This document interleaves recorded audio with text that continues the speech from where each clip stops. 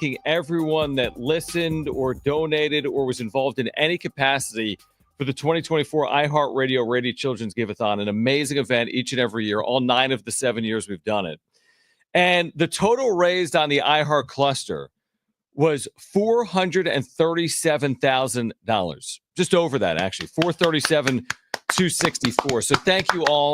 Whether you donated or not, or you listened, or you heard the stories of hope and inspiration, it really is, it's really some of the more rewarding days we do each and every year. And I think you and I have done it each and every of the 7 years of the Give-a-thon. So we thank our listeners. And Jim, again, hearing the stories from families and connecting with young people and just, helping people in San Diego. That's really what it's all about in the holiday season. And we were able to do that for a couple of days. So thank you to our listeners for getting involved. Yeah. And I got the email last night and it said right here, let me just pull this up. The total amount that iHeart San Diego has raised has been over $3.2 million for Rady Children's Hospital over our iHeart Rady Children's Give-a-thon year after year after year. So almost $3.5 million total that this company and everyone out there has helped raise to go to children in need at iHeart Rady's. During the iHeart Rady's Children's Give-a-thon has been just incredible. So we thank you for that, and we're looking forward already to 2025. Now, the winter meetings have come to an end, and the Padres, the do something meme, they really haven't done anything. Now, it is early, and AJ Preller has plenty of time. It's December. It's not February. There was a really interesting piece. Obviously, the talk of the offseason to this point has been 2 players, Juan Soto or Roki Sasaki. We know about Soto. He lands with the Mets in this record-breaking, shattering deal, $765 million. And Jeff Passan wrote something like 1 million words on it. Like he wrote the longest article ever written. And in the article on Soto to the Mets is this sentence from Jeff Passan, the number one insider for Major League Baseball. He wrote this: Soto later acknowledged during his November conversations with teams that his previous relationship with a superstar teammate in San Diego with the Padres, Manny Machado, had been difficult, but with Aaron Judge, everything seemed to go smoothly. So again, this is in a 10,000-word article or whatever it was from Jeff Passan, and he throws in there that Soto and Machado essentially had a quote-unquote difficult relationship during his 1.5-year stint in San Diego. Now, when Soto left here, Jim, a lot of Padres fans, and I understand it, understandably said, you know what, it was Soto, not Machado or others. Look, they went 82-80, and they followed it up without him by winning 93 games. But does this change that conversation? Now that Jeff Passan, who covers this sport as well as anyone, says that Soto acknowledged he had a difficult relationship with Manny Machado, what does that say about Manny Machado? Now, you could say, what does it say about Juan Soto, too? It takes 2 to tango. But what does that say about Manny Machado when you read that from Jeff Passan? The first thing I think about when I read that is everybody out there that was ripping Kevin Acee for his very, very well-sourced piece in 2023. That's right. Probably should take back what they said about Kevin. When Passan puts out something, it's gospel. He's the best reporter in the game when it comes to baseball news. He doesn't get anything wrong, like ever. I can't remember I can't remember a time where Passan reported something that was wrong. Like he's not in the rumors game a lot. He's in the stone cold facts. Yep. And that's just what I think about. It's like, I agree. Kevin, if whoever out there was ripping Kevin for that piece on Manny, maybe you should walk that back right now. Now, again, it's water under the bridge. It's 2023. We're moving on to 2025. But it is interesting seeing that. And, I'm not at all surprised. Not in the slightest. Not even close to surprised at all. I mean, I hate to say we kind of told y'all, but I mean, we did say as early as April of 2023, this team ain't it. There was something wrong. And the quotes that came out, who was the veteran that was like, yo, Jake, what's wrong with our team? Remember that? They had what's going on with this team? Who was that? Nelson Cruz. I don't know what's going on. But then remember, there was the Juan Soto quotes in Seattle where he used the Q word. He said, we quit on this game or this series. That was unbelievable to hear from an athlete, a professional athlete of Juan Soto's caliber. And there were so many other instances. And we also heard there was sourced reporting, and we had people on the air. And again, Jim and I aren't necessarily breaking this type of story, but Kevin wrote about it. But we had people tell us on air that the dynamic in the Padres clubhouse was off in 2023. And yet all the A-type personalities with Soto and Machado and Bogarts. Obviously, Tatis wasn't really there, but was there as well. But again, I mean, what else do you need from an evidence perspective that he goes to New York, they get to the World Series?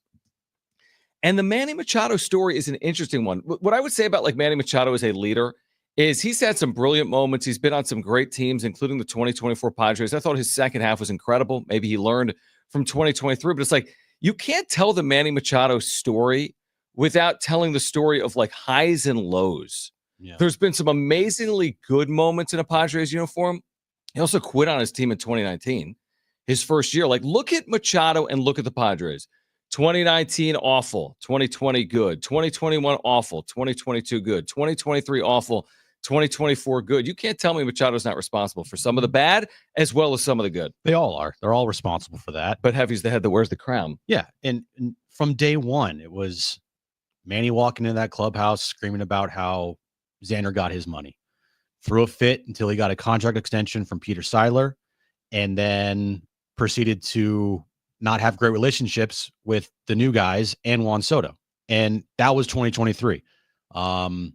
And luckily, you know, he turned it around last year and had a great second half and helped this team to 93 wins in the postseason and on the cusp of, you know, getting to another NLCS. And that was great, you know, but like, yeah, it is a little nauseating still to talk about 2023, but this stuff pops up and you're just like, okay, knew that. And for anybody out there that is still fighting this narrative that Juan Soto was the bad guy and that's all Juan Soto's fault and he's a clubhouse cancer and I can't believe him, I don't really know what to tell you anymore. It was everybody's fault, including your hero, Manny Machado. And when Manny Machado says that it's his clubhouse, Heavy is the head that wears the crown, and it goes through Manny, and Manny is still here today. Yeah, I mean, I think that's really well said. I guess what I would say, like, I don't, you know me, I don't know a lot about like movies or like, but there's certain like lead characters in books or movies that are like flawed characters. I don't know how to describe that, but you know what I'm talking about. Like you have a hero, but sometimes the hero has like flawed elements to them. That to me is really a lot of Manny Machado. There's some brilliance in there. He's a likely first ballot Hall of Famer. He could hit 500 home runs and end up with 3,000 hits. He's played in 1 million postseason games. He's had a lot of good, the numbers speak for themselves, but he also is the same guy that told Kevin Acee when he had a chance to defend himself, what is this high school baseball, when talking about the importance of cohesion and chemistry in a clubhouse. And I don't buy it. I don't buy that you can play 162 games and be pulling against the grain and win at a high level. And I think 2023 is evidence of that. Now I give Mike Schultz a lot of credit for what he did in 24. And again, he did it without Juan Soto, and maybe Manny Machado learned from 2023. And maybe the second half of his career looks different than the first half of his career. But for me, he's like a flawed lead character where there's some brilliance in there, but there's some baggage with Manny Machado as well that has to be recognized and is a part of the story. In my opinion, the 6 years that he has been in San Diego, there's some baggage that's come along with it that you're not telling the story truthfully or accurately if you're not referencing it as well. I think what I take away from this going forward, because we can talk about the past all we want every day, right? It's in the past. But going forward, we know how like teetery Manny Machado can be. That one day it's great, the next day it's doom and gloom, the next day he wants to talk to everybody, the next day you can't talk to Manny. It's like, which way is the wind blowing today? And I view that as how this franchise is going right now. Going into the future here, you know, what you want as an organization is you want consistency. You want your leaders and your captain to be the same every single day, like good or bad. He is going to be the same guy every single day. If he's going through struggles, if he's going through highs, you know, same guy every day. And that's kind of the stuff I worry about a little bit with Manny, is that we've seen when things go bad, it's not fun to be around Manny Machado. When things are great, everything is amazing. It's not always going to be great. And to Manny's credit last year, he turned it around. He did. I agree with that. He absolutely did. I mean, he called himself out in June for playing poorly. Right. And said, I'll blow my elbow out again if I have to turn this thing around. And he did turn it around. He talked the talk and he walked the walk, man. And that's the best kind of thing you can see out of your leaders of the team. Unfortunately, like an example last night, Deebo Samuel called, I'm not getting the ball and Yep. this and that. And he put up a nothing burger. Yeah. Like, that's a horrible look. Manny Machado did the same thing, and he put up an incredible second half. Now, going forward, can we continue down this path? Because things will be changing a lot with this franchise. I can feel it. Hopefully they don't. Hopefully it doesn't. But it just feels like the direction that this franchise is going now is more towards a cost-effective route than a do anything necessary to win. And can Manny keep that same energy through some maybe tough times going, with this organization and help lead this team and be that second half player for the next 2-3 years? Because after that, it's hard to envision Manny Machado putting up the numbers consistently that he's put up over the last, 5-6 years. It's about the results for me because he makes so much money, but it's actually about his consistency and his leadership qualities more so. I can't guarantee, nor can he, that he's going to hit 339 with 35 home runs. Players have ups and downs and highs and lows. But what should be assured out of Manny Machado is that he is a capable leader for his team. And I think he was. Maybe it took a 2023 for Machado where there was so much wasted talent on a team. The fact that 2023 team didn't get to the postseason is a complete indictment on everyone. Everyone involved in 2023, just like we give credit for 2024. The fact that 2023 was 2023 looks bad on Preller, it looks bad on Melvin, it looks bad on Soto, it looks bad on Machado, and so on and so forth. Maybe it took that moment to learn. And maybe he is changed because 2024 wasn't a perfect straight line. They didn't get going until the second half. And he wasn't really, his first half, it's not like he was speaking out of turn or calling out teammates or rough around the edges or being dissatisfied with Mike Schilt. That didn't happen. If anything, he called himself out. He took accountability for his own lack of performance. But to your point, can he do it again? Can he be that same person, that same leader in 2025 and beyond? And maybe it took that blow up of 2023, a complete and epic failure of 2023 for them to get to the other side with Manny. Because what we have seen since Manny got here from a team perspective, crap in 2019, they all quit. Andy Green got fired. 2020 was a short year, but they played well in that short season. 2021, nosedived. 2022, great. 2023, awful. 2024, great. What are we going to get in 2025? Like, it has been the ultimate up and down and up and down and up and down with this team led by Manny Machado. And so reading this stuff today, I'm like, okay, that was 2023. It was an awful season. 2024 is great. What are we going to see in 2025? And that's a little scary because you don't really know what you're going to see. You don't know if there's going to be like a consistent back-to-back seasons of success with this Padres team. The last time this team had back-to-back postseason appearances, John, was back in the early 2000s. Yep. And no, you're right. It's not a guarantee. It's not assurance. I can't remember another time in franchise history that they have had back-to-back postseason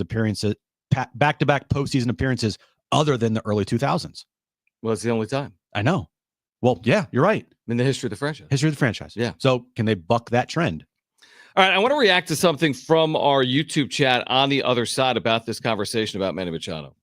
All right. So we'll do that. And I think a lot of people come to hear Jon and Jim because of our unbiased take on the Padres. So I want to react to what someone had to say in our YouTube chat. We're on YouTube right now. We're on the iHeartRadio app. We're on San Diego Sports 760. We're on 101.5 channel number 2. If you're on HD radio, we're here until 6 p.m. We're going to have some guests from SDFC stop by.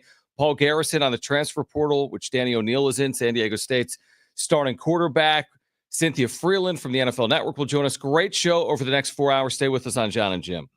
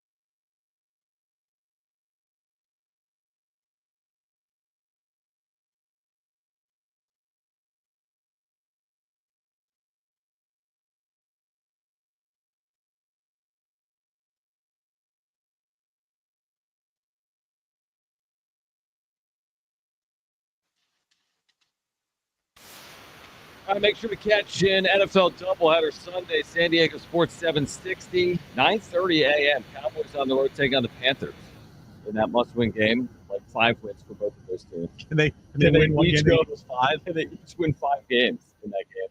And then at 125 Bucks Chargers, which actually is a good game in the NFL. So a doubleheader against Sunday right here on San Diego Sports 760. Listen, we've done this before. I mean, we always get pushback when, if you're going to be critical of the Padres, you're going to have like, something factual to back it up. I understand that. I mean, Manny Machado, we always say there's been a lot of good in there as well. And like Leah is a loyal viewer. And we did something a couple of weeks ago where I referenced something that Leah had said in our chat, but I need to reference it because I need to try to make a point here. Like Leah writes 10 minutes ago, can't believe the local radio guys are pushing the anti-Manny messaging just from this one pass and out of context quote. Relax, we don't know what plays out in the dugout. I respect the opinion, and I'm sure she's not the only one that feels that way. But how much evidence do you need? This isn't out of context.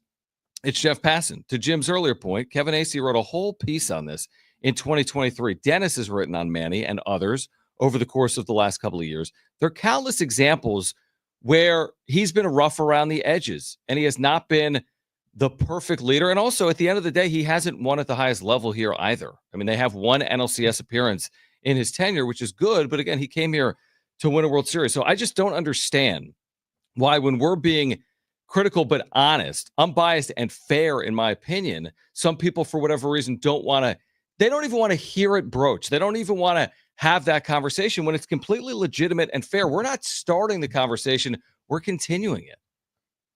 It's because the Padres had a really good season last year, and Manny Machado had a really, really good second half, and they won 93 games. And they went to the postseason. And so don't talk bad about Manny. Don't say anything about, I'm not really even talking bad about Manny. I'm just talking about a situation that happened that Jeff Passan brought to light today that everybody knew about. Like, this wasn't a secret, really. Mm-hmm. Like, Manny and Soto never got along. Both of their personalities didn't mix. It's interesting, though, how Soto got along with everybody else and he won everywhere else, but it didn't work here. That's kind of what the conversation's about. And is that a bad thing? Maybe, yeah, sure. Are the Padres better off without Soto? I don't think I could say that, because I think that Soto is a better player than Manny. I think Soto is one of the best players in baseball. Mm-hmm. Now, for like that money, yeah, of course. There's no way this team could even function if they gave Juan Soto a $700 million contract. Yeah. And we'll see what happens if they can keep Michael King. They've already lost Kyle Higashioka, their starting catcher. They traded away Drew Thorpe for Dylan Cease, who they might trading this offseason. So yeah, it's still yet to be determined, and we'll see how it all plays out here.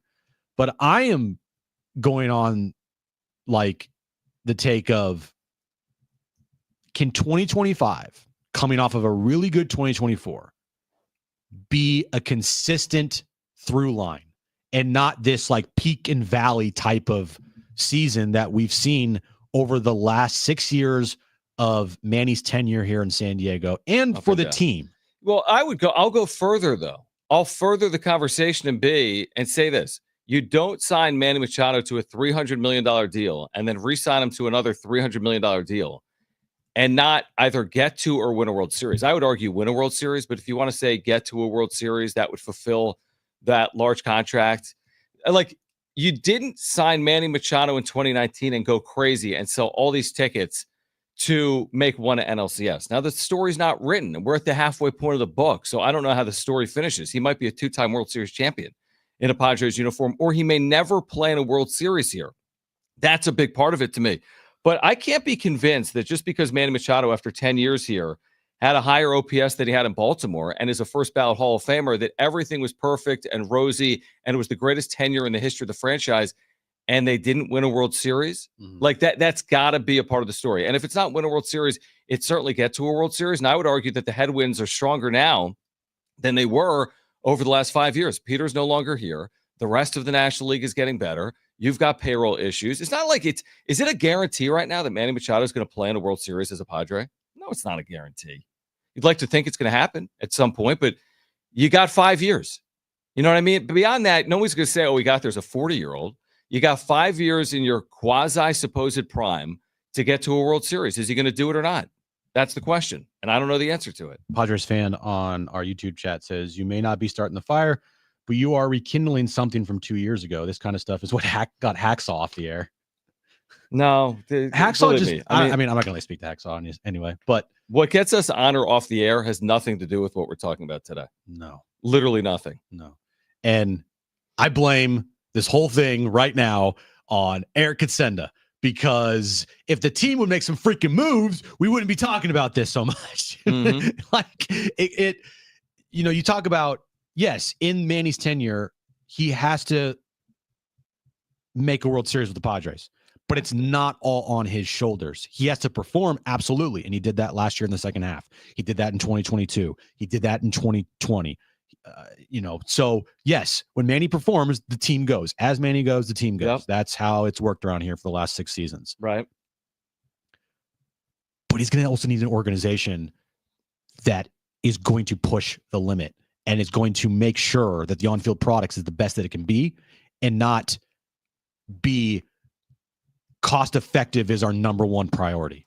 I agree with you, but the narrative is the narrative. Nobody's going to say at the end of Manny's time here that he didn't make a World Series, but they cut back spending. They're going to say he didn't make a World Series. Now, maybe not all people. Some people say, look at his numbers. He's in the Hall of Fame. I'm really thrilled.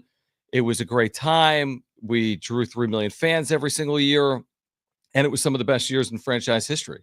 So I think some people will say that, but I don't think you can tell the story of Manny Machado at the end of his time in San Diego if he doesn't make a World Series and tell it accurately without saying that's a severe disappointment.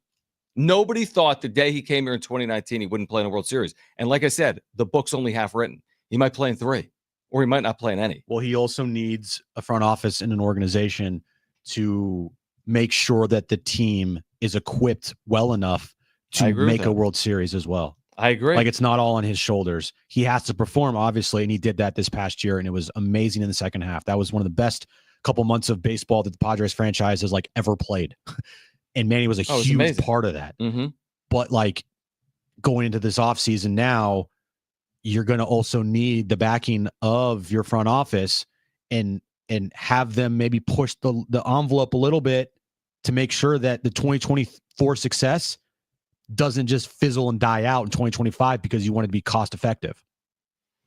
All right, 70470 started with team. I mean, the conversation's fair. I mean, the conversation is completely fair. If you disagree, call us 877-767-4760 or 70470 started with team. We have great giveaways today, including tickets to see the Holiday Bowl and Jerry Seinfeld. Also, we'll be joined by guests from SDFC. They've unveiled their new jersey. Paul Garrison on the Aztecs in the portal. Cynthia Freeland from the NFL Network is on the show.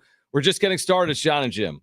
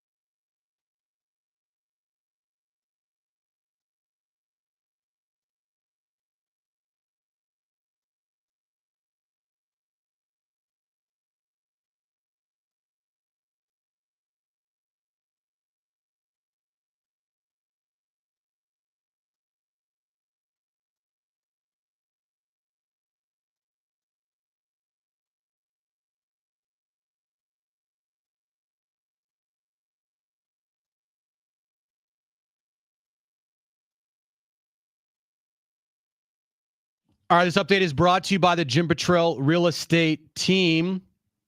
We'll start with Thursday Night Football last night, one of the worst games you'll ever see. The Rams beat the Niners 12-6, effectively ending the 49ers season. Baseball hot stove today, two big-time trades. Devin Williams, the all-star closer from the Brewers, is going to the Yankees, and all-star outfielder Kyle Tucker is traded to the Cubs today from the Astros.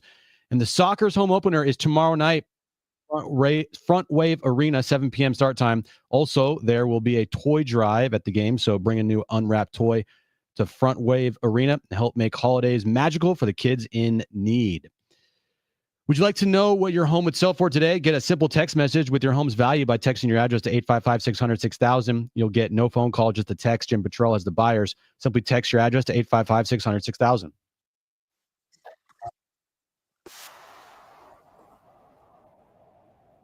All right, we've got Holiday Bowl tickets we're giving away today. We have Jerry Seinfeld, Jim Gaffigan tickets for next March that we'll give away. That's an amazing holiday gift. It's not going anywhere. Great guests. Paul Garrison, Danny O'Neill, where is he headed?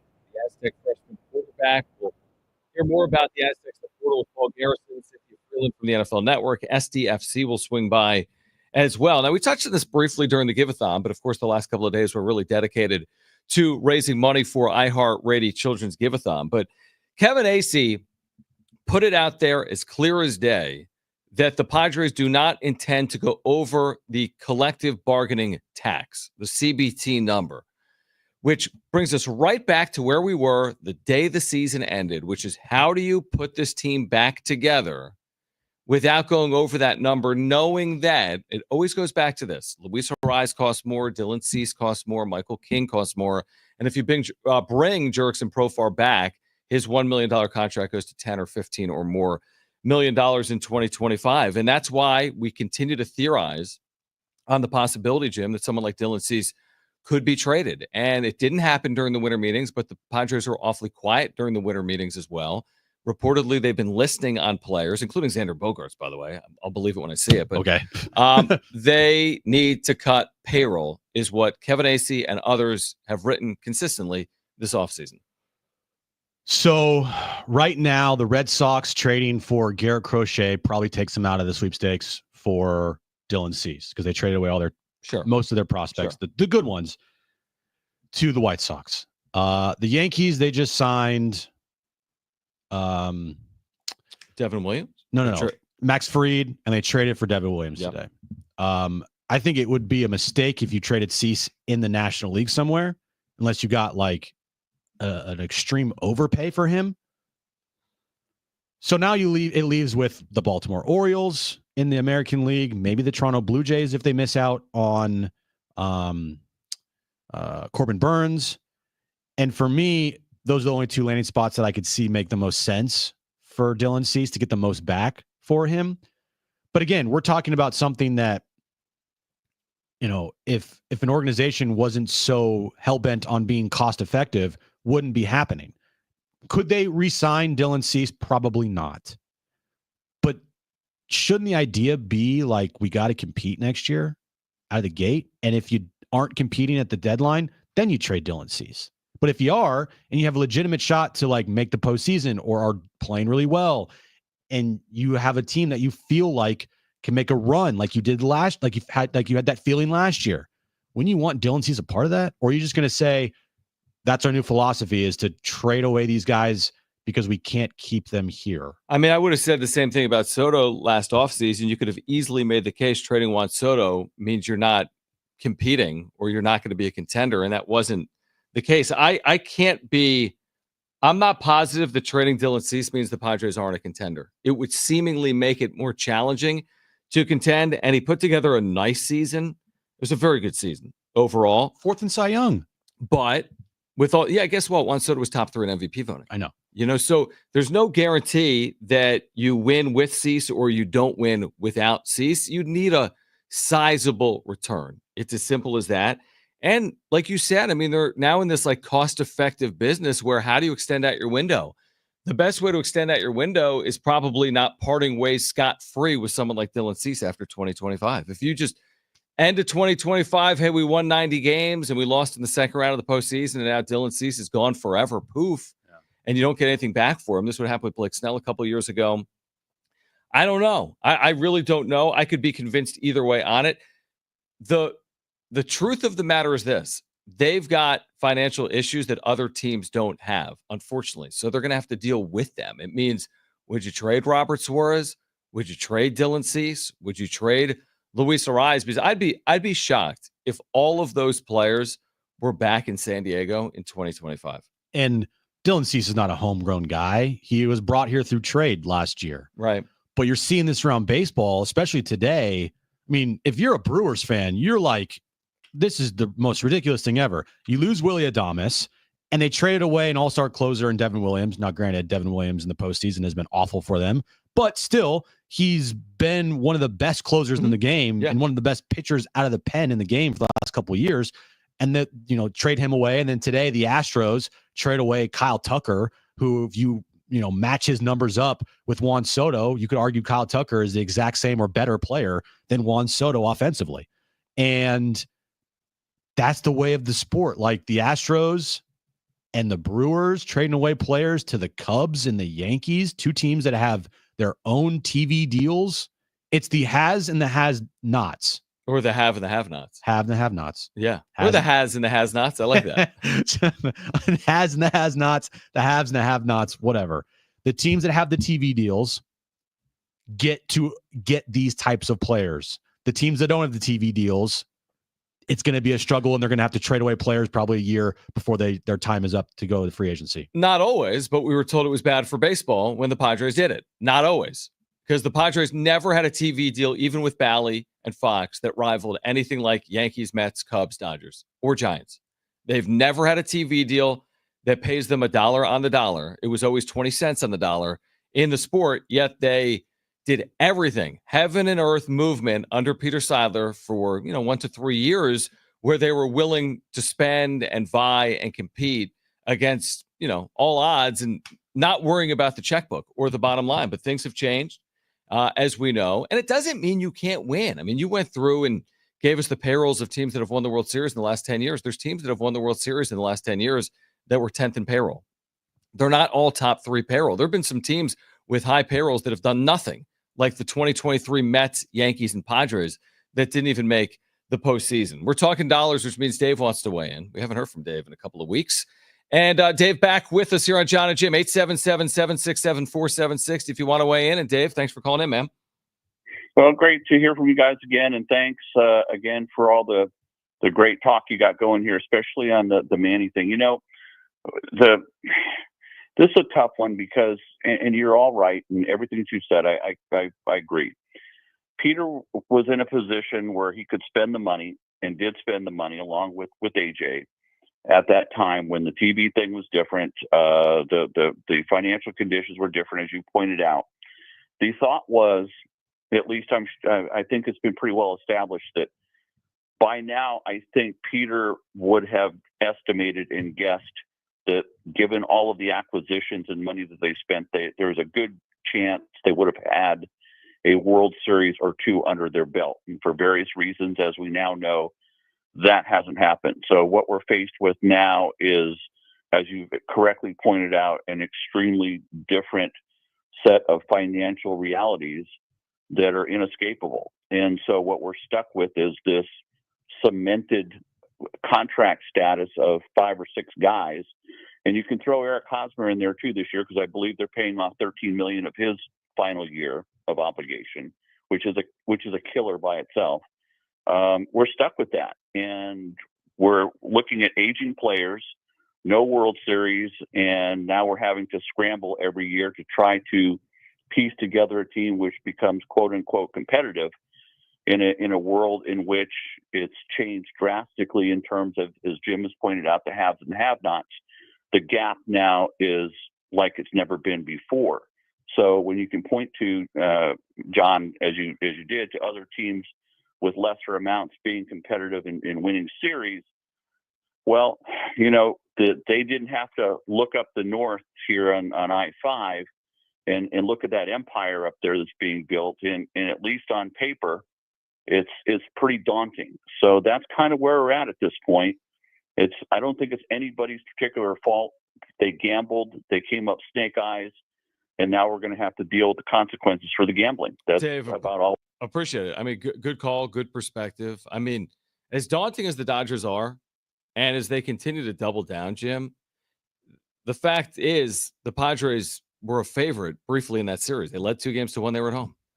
So, like, yeah, it was daunting heading into last year, too. If you would have told me Ohtani and Hernandez and Yamamoto heading into the year, we're like, they're not on the same level as the Dodgers. If they played well against them during the regular season, they played well enough for 3 games in the postseason, and then the Dodgers won the series, just like the Padres won the series against LA in 2022. It happens. And can AJ Preller afford to wait to potentially make a move for Dylan Cease like he did last year? I'm just thinking about, is he waiting until the shoe drops with Roki, and then that's when he's going to make the moves? And that's cutting it close there. I mean, you can do it obviously, and it's fine, but are we really going to have to wait for him to make some like significant moves until the Roki domino falls? I think that's a really good point, because I think if you don't land him and you say, you know what, we'll figure it out. Keep Cease on the final year of the deal. Yeah. You land him, you say, you know what? You can now we get aggressive. We can backfill Cease, and we can fill some other priorities right now where we're lacking and save a little bit of money. Maybe now's the time to do it. Or if they got Roki, you get aggressive with Cease. If you don't get Roki, you have to get aggressive with one of your other players like Luis Ariz or somebody else, sure, to free up money as well. Because they don't have to do this right now. Like they can do this the day before the season starts. They proved that last year. But you don't really want to wait that long. You just don't. No, I agree. I agree. I mean, you'd like some answers. I see all the movement in baseball, and if you're a Padres fan, you'd like something to happen between now and, mid-January, when that posting period is going to end for Sasaki, and certainly by mid-February when spring training is going to get underway. So more on that on the other side. The latest on the Aztecs with Danny O'Neill. He is in the transfer portal. We'll have more on that. Colin Cowherd weighs in on Jim's Niners. Okay? Colin Cowherd is weighed in. Plus, great giveaways and guests today. We are here until 6 p.m. Do not go anywhere. It's Jon and Jim.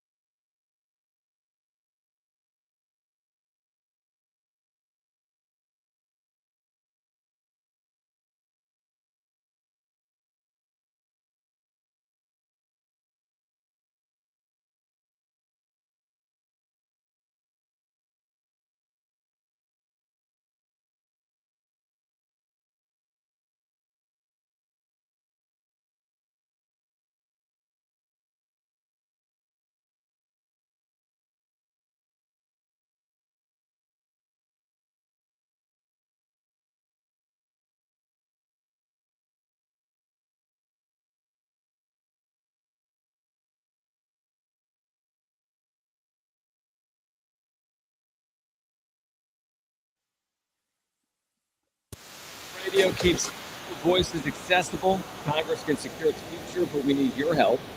Text AM. Can I spell AM, Jim? To 52886. Now to support keeping AM radio in cars. Tell your member of Congress legislation. Yeah, I know. Okay. Brent has the freaking sound from yesterday. You idiot. Keep AM radio in cars. Standard message and data rates apply. This is Jim. But don't. That's really well said. Yeah, I agree. That's not a I don't fabricated bite there. That's a real thing. I don't want to hear any more of your thoughts on the Niners because we just heard you eviscerate them in the Jim's 2-minute timeout. Now we will hear from Colin. We'll hear from Colin Cowherd. Don't disrespect we know your my opinion, drill. but we're going to hear from Colin. But we're not going to do that right now because Dennis Lin has just written an article, and Yu Darvish has commented publicly on Roki Sasaki. Okay. So Yu Darvish spent this morning at a local elementary school giving out holiday gifts, which is super cool, and then spoke on Roki Sasaki. He said this, I think it's a good thing if he were to come here to San Diego. That kind of makes sense. Just for myself personally, if it does happen, yeah, it's a great thing for me as well, but we'll see how things shake out. I don't think there's much that I can do. He knows what he wants. He'll make his decision. I'm sure there's going to be a couple of meetings coming up for him, and that will give him an opportunity to see what organizations are like. I'm sure he's going to make his decision, and we'll all be respectful of that. It doesn't sound like he's got his pom-poms out. I honestly didn't expect him to have his pom-poms out, like from the jump. Oh, there's more. If there's an opportunity or if I'm asked to join a meeting, I'm here in San Diego throughout the offseason. So if there is a time or if they want me to come join a meeting, then yeah, I'll be happy to do that. Darvish describes Sasaki as a very good person and very hungry to learn. Yeah, that's kind of what I thought. Same thing with Ohtani and Yamamoto. I don't envision those guys going out of their way to try to sway his decision. Like, it's his decision. Wherever Roki Sasaki chooses to play, it should be his choice. Now, if and when the organization asks Yu Darvish to be involved in these meetings, then like he said there, like he's going to be involved and answer any questions that Roki has. Mm-hmm. Like their relationship, it's already there. Like there's nothing that can change in the next, couple weeks here. No. I just don't want to hear anything about Yu Darvish saying like, oh, this place is great. Like you're going to love the pizza in Chicago. If anything, when asked about San Diego, like, or anywhere else, you need to bring it back home. Like that's what back here in San Diego. Right. You're not going to be like, have you ever seen Dodger Stadium? I pitched there in the World Series home and road. He also said we were able to spend a lot of time together during that time in the WBC. We would watch a lot of games together. We got to communicate and talk a lot together. I had very good conversations with him. So that's Yu Darvish basically in his entirety today at a local elementary school. And again, the media was there, Dennis Lin, asking about the relationship between Darvish and Sasaki. We know they're meeting with him, and we know Darvish will be asked to attend. We know they're going to meet with him. We don't know the timeline. He's going to meet with a number of teams. I mean, he's going to meet with the White Sox. So he's obviously going to meet with the San Diego Padres, and we wait. I mean, the waiting game's kind of begun, Jim. We're 30 days out. I bet we know January 15th where he's going. And that's about 30 days out because it's December 13th. I bet we know before that. We may. I bet we know before that, and then it becomes official when he's able to sign. I don't think it's going to be just like because he's going to be meeting with teams in the next couple of weeks. I think before Christmas. Before Christmas makes sense. Yeah, you're not going to meet during Christmas because these teams are going on break and Christmas to New Year's is probably not the time. Besides Preller, who is psycho, he'll meet with you on Christmas morning. Yeah, he'll meet you with you on Christmas morning, Christmas Eve, dressed up as Santa. Yeah, he'll be ready to go. Right. I'll give you whatever you want. Darvish will be dressed up as like the Grinch, like wearing like Cubs PJs. No, I think honestly, we probably were unfair to Darvish throughout the. It's joking. We're joking. I know, but I mean, there was criticism of him when they didn't land Suzuki. Right, a little bit. I mean, I don't think people went over the top with criticism, but more of like, "Hey, bro, what the heck, man?" Yeah, just a little bit of questions about how that went down. Maybe I thought you were gonna. No, you're right. Did that like solidify the decision for Seiya? I don't think so. No, really probably don't. Not. That's right. Exactly. That's more or less like he asked Darvish, because Darvish was in Chicago, how Chicago was. Hmm?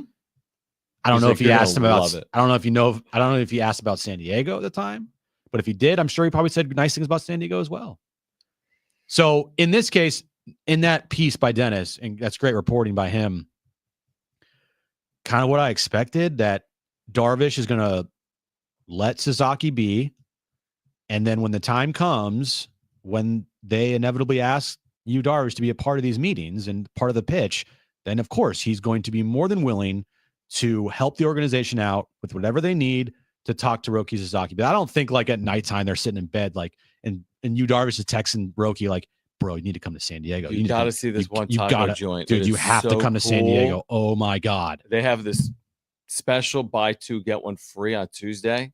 No, I agree. And also, when the Padres are like, yo, you Darvish, we need you Tuesday morning at 9 a.m. He'll be there We don't Tuesday need morning Darvish at 9 being a.m. like, dentist. No, you Darvish will be there Tuesday morning. He'll be there Okay. Tuesday morning at 9 a.m. I trust you, Darvish. What's next for the Aztecs? And Danny O'Neill plus Colin Cowherd eviscerates the 49ers culture like Jim Russell. Paul Garrison from the East Village Times will join us at 3:30. SDFC is swinging by. Cynthia Freeland from the NFL Network. It's Jon and Jim.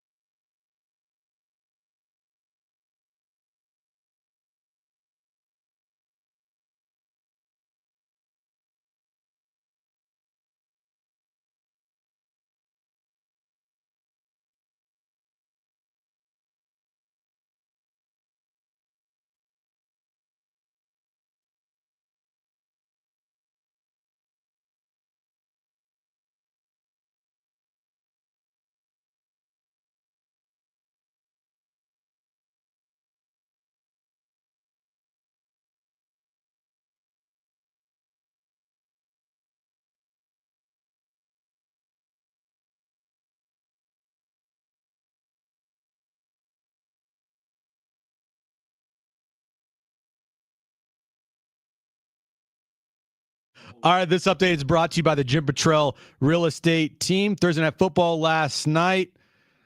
Yuck. Rams beat the Niners 12-6, ending the Niners season. Baseball hot stove today. 2 big-time trades. All-star closer Devin Williams was traded from the Brewers to the Yankees, and all-star outfielder Kyle Tucker traded from the Astros to the Cubs. And the Sockers home opener is tomorrow night in the new Front Wave Arena, 7 p.m. start time. Also, there will be a toy drive at the game, so bring a new unwrapped toy to the arena and help make holidays magical for kids that are in need. Would you like to know what your home would sell for today? Get a simple text message with your home's value by texting your address to 855-600-6000. You'll get no phone call, just a text. Jim Patrell has the buyer. Simply text your address to 855-600-6000. It's Jon and Jim to warm up that drive home. The Manny Machado story is an interesting one. What I would say about Manny Machado as a leader is he's had some brilliant moments. He's been on some great teams, including the 2024 Padres. I thought his second half was incredible. You can't tell the Manny Machado story without telling the story of highs and lows. You can't tell me Machado's not responsible for some of the bad as well as some of the good. They're all responsible for that. But Heavy's the head that wears the crown. From day one, it was Manny walking into that clubhouse screaming about how Xander got his money. Threw a fit until he got a contract extension from Peter Seidler, and then proceeded to not have great relationships with the new guys and Juan Soto. Now, time for Jon and Jim. All right, San Diego and Southern California, what's going on? Hour 2, Jon and Jim, here until 6 p.m. tonight.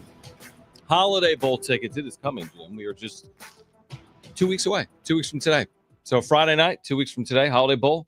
Washington State, Syracuse. We have tickets to give away. We also have tickets to see Jerry Seinfeld, Jim Gaffigan. This will be March 27th at Pechanga Arena. We've got great guests today. Paul Garrison from the East Village Times will join us at 3:30. Cynthia Freeland from the NFL Network at 4:30. We have guests joining us from San Diego FC. We'll touch more on that coming up. SDFC unveiled their inaugural home jersey today. Excited to touch base and learn more about that. Process and project. We're weeks away from SDFC. They'll get underway in late February on the road against the LA Galaxy, then back home the 1st of March. But you know me, I love a good jersey. I love a brand. I love emblems. I love design. I could honestly talk to them about it for hours because I just like to know the intricacies. Like every little what detail went of into it. Why did you do this? Why did you go with this color combination? Why not? I just think it's interesting. Yeah, and the thing about soccer especially is, this first ever jersey in the franchise's history will be changed every year. The jersey you're saying? Yeah. Soccer jerseys are always changing. It's never it's not the New York Yankees where you were pinstripes for 100 years. Right. It's not the Dodgers or the Giants. Yeah, that's a good point. They change their jerseys up every year. This is just the first. And so this is just home. This is just the home. So we have not seen the away jerseys yet. But yeah, I'm excited to see what they look like up close and personal. Right. And because you can see them in a picture, but once you see them in person, I agree with that. It becomes different. But yeah, I mean, it's can't wait to talk to them about the jersey. We're going to do that coming up at 4 p.m. We touched on this briefly yesterday. The Aztecs lose their starting quarterback from 2024 to the transfer portal. That statement alone isn't shocking. If you follow college football, there's a lot of quote unquote there's a lot of starting quarterbacks that are in the portal right now. Now, Danny O'Neal was only a true freshman. He was one of just a few freshman starters in America. He's from the Midwest, and we believe that he's taking a visit, I think, to Wisconsin. He's been offered by Wisconsin. He tweeted about it. So, guy from Indy, that's 4 or 5 hours away from Madison, Wisconsin. The Aztecs had, I thought, some really good news in the portal over the last week that we talked about. The Trey Whites and some of the other returnees. Jordan Napier was actually this week as well, one of the really good young receivers. But we learned about Danny O'Neal, and now we're going to find out where Sean Lewis turns after losing his freshman starter who came with him from Colorado. He had committed to Sean Lewis at Colorado. Sean takes the SDSU job. Danny O'Neal follows. He makes 11 starts. There's some good in there. There's some not so good, obviously, in there. They went 3-9 overall. And now Danny O'Neal, a year in, is in the transfer portal. It kind of feels like for the Sean Lewis tenure, and I hope this isn't the case, but maybe it is, that there might be a revolving door at the quarterback position. just because of the way college football is. Yeah, can we say that off 1 year? Well, you know what I mean? Well, I'm just saying you see it everywhere. Well, that's what I was going to say. It's not really a Sean Lewis thing. It might be a G5 thing. Yeah, it is. And because of the resources that San Diego State has, they can't go out and give a quarterback a $12 million NIL deal, nor $1 million or even deal. $1 million NIL deal. So with that being said, whenever he brings in quarterbacks here and they do go out and they do play well, I thought Danny O'Neal had moments this year where he looked good. Agreed. Guess what? That's like an easy gonna enter the transfer portal type of season. You know, you said because he had all this stuff on film, had some good film out there. He did a nice job. Mm-hmm. Asking for more out of him as a true freshman was probably asking for too much. So what you're probably going to have to do here is get a guy that has a lot of, tape that isn't going to like change anybody's minds potentially after what they might do here at San Diego State. Now, it's again, revolving door. You get a guy in here that's played a couple seasons and they have a breakout year, probably gone. And that's the unfortunate part about this whole thing in college is that if you do play well at a G5 school, guess what? The likelihood of you leaving is pretty high. That's why Trey White returning was massive. But even if you don't, and not to say Danny didn't play well, but again, he's on a team that went 3-9. The numbers weren't gaudy, obviously. But your point is like, hey, you go 9-3, your quarterback's going to leave. But even when you go 3-9, your quarterback leaves. Your quarterback is potentially in the portal as well, like what just happened with Danny O'Neal. It's like, here's the thing. We've said this a lot. The adapt or die, like mantra with sports. It's like, it's just a new world. I mean, there's 134 FBS programs. They all have their unique challenges. Even Alabama loses players to the draft or even in the portal for more money. Brian Kelly today putting up like $1 million matching campaign for NIL. Facing the headwinds of name, image, and likeness and an open portal. So how do you take advantage of that? There's teams at the P5 or P4 level that are having success. There's teams that aren't. Teams at the G5 level that are having success. There's teams that aren't. And we'll see. I mean, I'm kind of fascinated where they turn for a quarterback in 2025, to be honest with you. Is it good? And I'm with you. It's like, hey, you had a true freshman. Does that mean now you do the exact opposite and you bring a future player next year? With like 30 or 40 or 50 games under their belt? All I know it would behoove Sean Lewis to bring in a guy that has played a little in college, I think, because next year you got to win. You got to. It's your year two is always like, okay, you got a year under your belt. What can you show me in year two? Mm-hmm. What improvements can you show me in year two over year one? Right. Unfortunately, you're not going to see that with Danny O'Neal or any other quarterbacks that were here that dressed this season. So it's very, very important for him to go out and get the right guy. Like this is going to be one of the biggest early on in his tenure at San Diego State. One of the biggest, moves that he makes in the transfer portal is going out and getting a quarterback.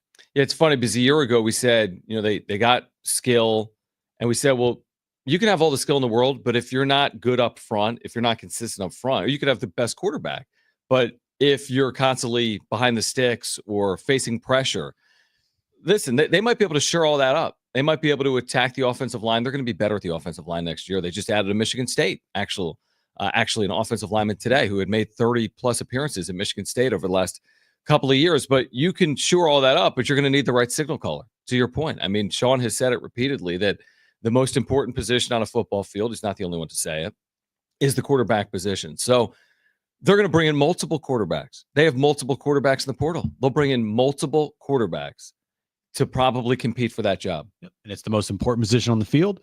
We know how Sean Lewis views that position. He's not going to just reside to put in a safety at quarterback. He's going to go out and get an actual quarterback to run his offense. And hopefully,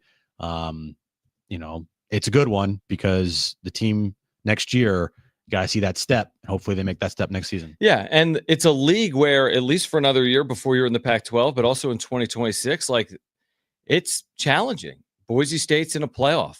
You're playing Boise State next year. UNLV just hired Dan Mullen, who was a former head coach at the University of Florida and Mississippi State. Mm-hmm. and coached like Tim Tebow at the University of Florida. So no matter the level, P4, G5, Mountain West. Mountain West is coming off a really good year. Boise State, UNLV, Colorado State is improved. So you're right. Every year is a big year in college football. Every year is going to be a big year on the Mesa for Sean Lewis, and 2025 is no different. But didn't they get a transfer today from offensive lineman for Michigan State? Michigan State. Yeah. Yep, they did. So what they've done with recruiting and now through the portal, like early on, getting offensive linemen up front to protect your quarterback, because last year the offensive line play was atrocious, and that has to change. It doesn't matter who's the quarterback back there. Can't block anybody. That quarterback has no chance. So getting guys up front, making sure that you fortify the offensive line, along with getting a quarterback that you can win with and can run your offense to the ability that you expect. That's the most important thing this offseason, getting the lines right and the quarterback. Yeah, no, completely agree. And again, we'll see what happens in the portal, which is right now open across FBS. I'm in the football. portal. Yeah, that's fine, actually. That's by the way, much more on this with Paul Garrison. You're on the trading block. There's a difference. I think Paul Garrison will have a lot more perspective on it. I think he's spoken with Danny O'Neill. Paul Garrison will join us coming up at 3:30. He covers San Diego State football and basketball for the East Village Times. Again, SDFC is going to swing by in the 4 o'clock hour. And Cynthia Freeland from the NFL Network will join us coming up at 4:30. We'll hear from Colin Cowherd on the other side. Jim's Niners are done. Okay, it's over. It's finished. Right. Jim, in his 2-minute take, said the window is closed and the team should move, essentially. I did not say that. But you did say that they're frauds, yes. They're frauds, and that whoever their head coach is going to have success in a second stop like Andy Reid did. Whoever their head coach is. Whoever he is. I forget Kyle his name. Shanahan. Kyle Shanahan. You said that he's going to be like Andy Reid, which is he's going to win a Super Bowl, but he's not going to do it in San Francisco. Yeah, I said that before on the station. You have. I'm not overly convinced to win a Super Bowl somewhere else. Bro, I called them frauds like 7 weeks ago. Yeah, but you're overly critical and stupid with the Niners sometimes. Yeah, yes, you have been. Okay.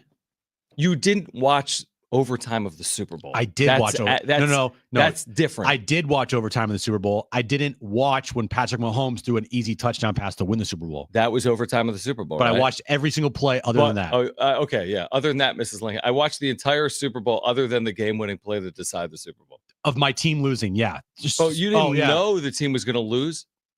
I told you when they made the coin flip decision. Bro, it was stop it. Anyway, the point is you think Kyle Shanahan lasts how much longer in San Francisco?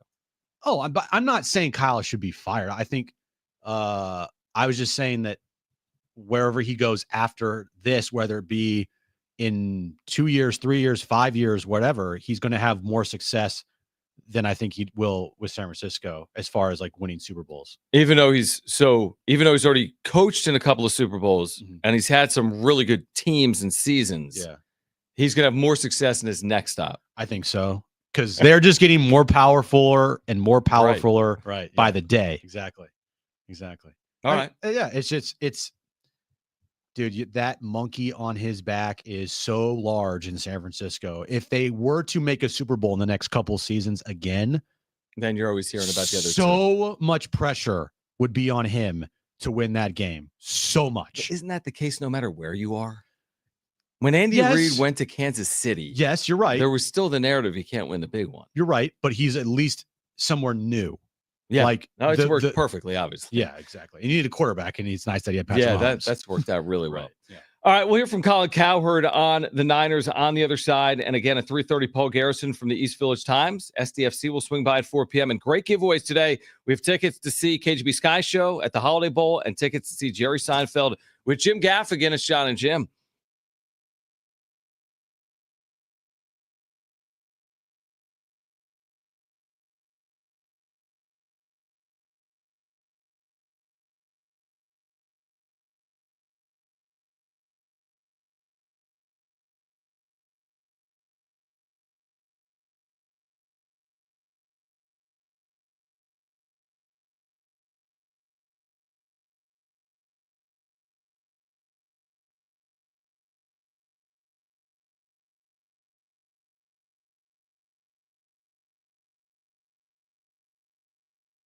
All right, hey guys, it is Jon and Jim for our friends over at Hamul Casino. It is a great month, this holiday season in December, to get to Hamul. Every Monday this month, you've got a chance to win luxury handbags, maybe for your significant other. Top brands like Louis Vuitton, Versace, and more. We're talking about 10 winners every hour, 7, 8, 9 p.m. Onyx players are going to receive an extra $100 in cash bonuses, plus one lucky winner. Listen to this. Each hour gets the opportunity to pick a purse packed with cash up to $25,000, and you'll get to keep the purse as well. Yeah, after you win a purse with some cash in it, a luxury purse, and $25,000 in cash, you can head over to Tony Gwynn Sports Pub, Loft 94, or their poker room to watch all the sporting events that you want. They have it all.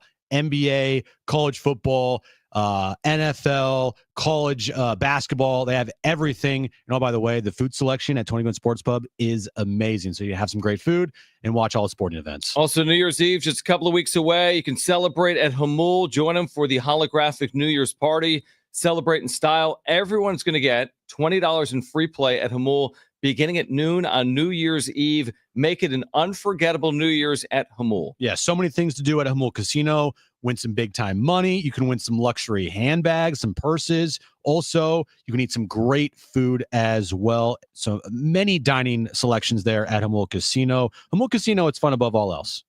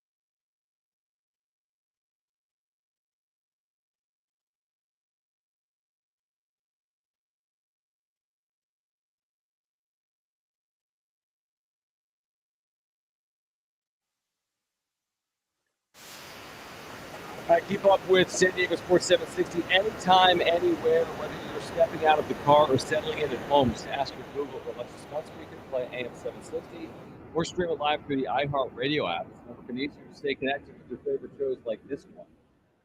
San Diego Sports 760 goes where you go. Speaking of the iHeartRadio app, John, get ready because the iHeartRadio app is getting an upgrade here. It is getting a big-time upgrade. Big time upgrade. We touched on this a little bit yesterday. This is like the number one audio app in the world, right? Everyone has the app, and it's been awesome. And I use it literally every single day. Every day.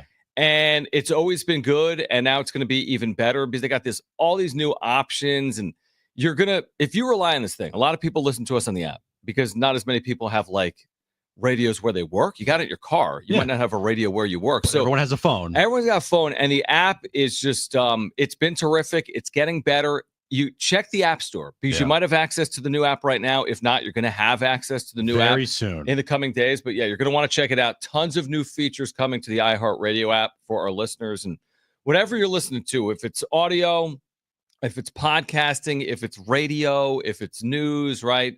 music. They have it all. They have and it all. It's going to make listening to our station even easier than it is right now. Listening And to it's Jon not hard Jim, right now.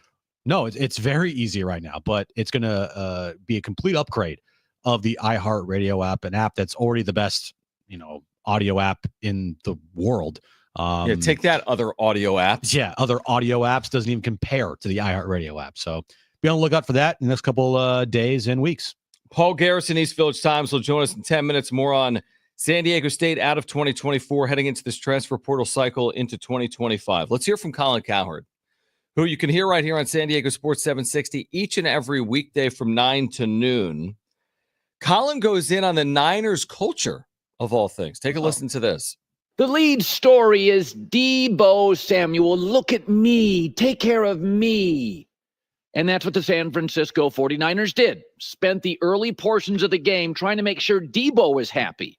Just like Brandon Ayuk, same thing to the Niners. Held out. When he came back, 6 games, no touchdowns. Stop pandering to wide receivers, 49ers.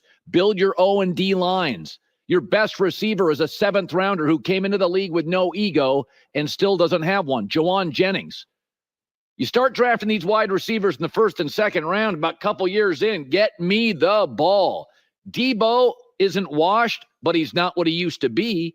And clearly, inarguably, Brock Purdy was forcing the ball to Deebo Sweeney to make sure he was okay. Don't be shocked if A.J. Brown and Jalen Hurts and they waste a first half doing the same damn thing as they face the Steelers. And if Pittsburgh wins and Philadelphia's first quarter and a half is trying to get A.J. Brown the ball, that's what happened last night. Brock Purdy went into that game, and in fact, I looked this morning, first 12 offensive plays, 4 of 12 drawn up for Deebo. You should have had 8 of 12 drawn up for George Kittle. He's still elite. Kittle's amazing. And you're having to take care and babysit and coddle. This is not the NBA. It's the NFL. You play to win the game. And it was an ugly night. It was a wet night. Matt Stafford couldn't do anything right in the first half, but the Rams came to play a game and win. No agendas, not trying to placate anybody. I mean, listen, Cooper Kupp could be upset. He's been unseated by Puka Nacua. Clearly, Cooper Kupp blocks as much as he goes out for a pass. But it was Matt Stafford, Kyron Williams, Sean McVay, Cooper Kupp, Havenstein, all about winning a game, no agendas. Stafford had a very bad opening half, right? I mean, he almost threw about 9 picks. But you know what they did at halftime? They're like, you know what? Let's just run the ball. Let's just run the ball. Did Puka get upset? Did anybody pout? Did anybody go into the locker room? The Rams came out and said, it's all about ball. Let's just run the football. Stafford was off his game. And then eventually Matt, couple nice escapes. Kyron Williams, terrific young player. Just a terrific young player. Blake Corum getting snaps. Puka, Cooper Kupp. I mean, it was just all about football. And the Niners, by the way, here's another thing about the Niners, that Devondre Campbell, a linebacker, because Dre Greenlaw was healthy, came in and played and was great. And they let him be the starter. And Devondre Campbell pouted. Refused to go into the game in the 3rd quarter. Pouted. Took his ball and went home. Can you imagine that? Suddenly now San Francisco's not just old and expensive and brittle. They got a culture issue. Get Deebo demanding the ball. You had Brandon Ayuk holding out of camp. You got Campbell, the linebacker. Does he think he's Fred Warner? Does he think he's Dre Greenlaw? Hufanga? Bosa? What? How many Pro Bowls? I mean, give me a break. Interesting, because where Colin was right. Or is right. Not was, is right. Was that it? No, I thought you were not going to react to that. Oh, you're not. I could care less. Oh, okay. I don't. What do I care? I could literally care less.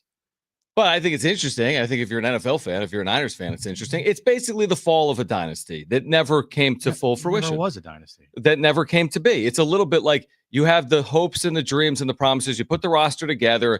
You trade for the star tailback. You try to go with the Rams route. It doesn't pay off.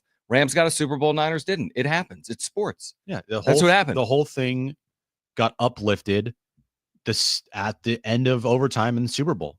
Like, the playmakers on this team think that they are better than they are. And it's very evident from Debo bitching and crying about not getting the ball, when if you look at the numbers, he actually leads the team in touches, to doing podcasts and saying that, the Niners are the best team in NFL, even though they haven't won a Super Bowl ever. And I'm just sitting here like, bro, look at your numbers.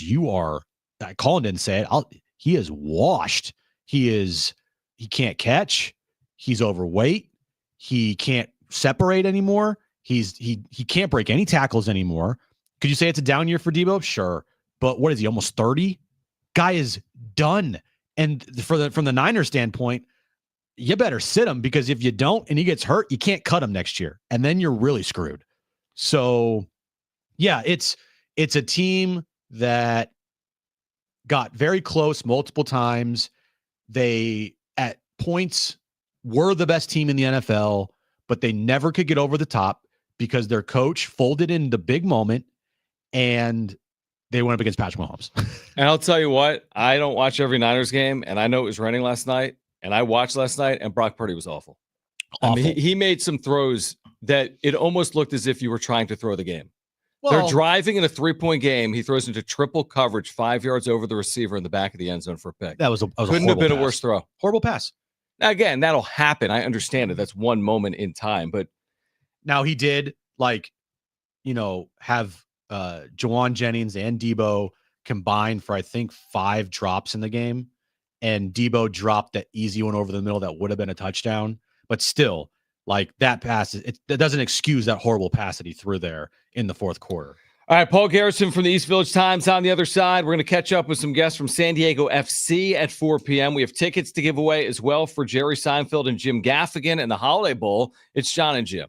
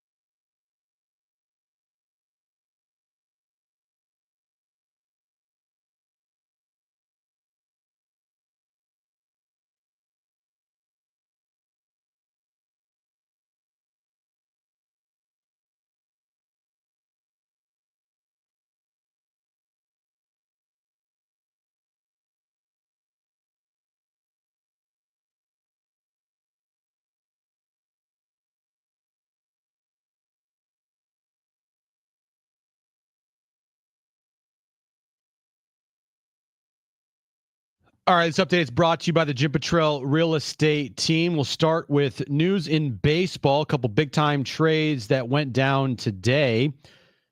All-star closer from the Milwaukee Brewers, Devin Williams, was traded to the Yankees, and all-star outfielder Kyle Tucker traded from the Astros to the Cubs today. And the Sockers home opener is tomorrow night at the new Front Wave Arena, 7 p.m. start time. There will also be a toy drive at the game, so bring a new unwrapped toy to the arena and help make holidays magical for kids in need. Would you like to know what your home would sell for today? Get a simple text with your home's value by texting your address to 855-600-6000. You'll get no phone call, just a text. Jim Patrell is the buyer. Simply text your address to 855-600-6000.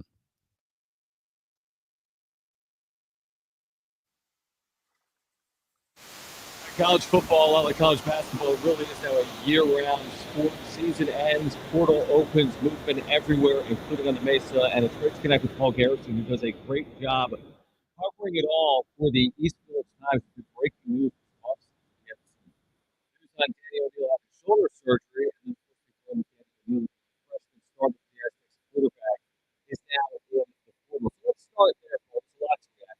Some news has told me that they've gotten back to 2025. But what was your reaction when you learned that Danny O'Neal would be heading to the transfer portal yesterday? Thanks for dropping out. Yeah, always, guys. Good to talk to you. I'm not really sure that in terms of the reaction that there was much of one. I think last year I wrote that if Lamar Butler could leave the state, that there should be any surprises after that. This was something that I think the whole story is really out there. Between the three of us listening, the fact that to register and he's not he still had a shoulder surgery right after the season, also had an injury earlier. It was kind of a little bit too light, I think, to handle the rigors of college TV, and that's why we kind of advised him to add some muscle. And the total that do. So I really hope Where does this put this program at now? Where, I mean, how difficult do you think it's going to be next season? What do you think of the transfer portal? This is just the way all football probably have to be the way. yeah, I mean, I think that's right. Um, Depending on how things went and stuff like that, I'm not really sure that O'Neal was um, going to be the quarterback this upcoming season at San Diego State. So they were already planning on hitting the transfer portal. They were already planning on adding the best player that they could that way. And so I don't think that it really honestly changes. I think it changes from everyone's perspective outside, but I think that, and we all kind of learned about it, but I think this is what they were intending to do the whole time, which was to try to get the best quarterback or two in the portal and allow those guys to compete with, Kyle Crum, who is still on the team. They're also going to be adding a true freshman from Millikan High School, JP Milosky. And, it's just the way that college football is. And while it does definitely seem surprising, I don't think that it's like outside of what the staff was planning to do already. Any idea of like a type of quarterback? Is it going to be go out and find, two veteran quarterbacks maybe that have played 3 or 4 years or have more of a familiarity with Sean's system? Or is it too early to really know what options might present themselves, I guess, in the weeks ahead? Yeah, I mean, I think that's right. The only public knowledge of a guy that they've offered is a quarterback to San Diego State, actually knocked out of a game. It was the backup quarterback for Central Michigan, and I believe his last name is Emmanuel, and he is definitely much more of a running threat at this point in his career. So I think it looks like they're trying to find somebody maybe who is a little bit more mobile. As we've talked with Coach Lewis over this year, I think they're able to make the offense kind of work for whatever style a quarterback is.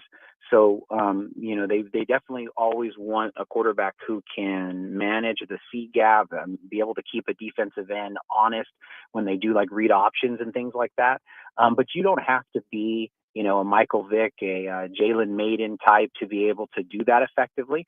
The flip side of it is if you are dangerous with your feet, that can be maybe a couple more explosive plays that way.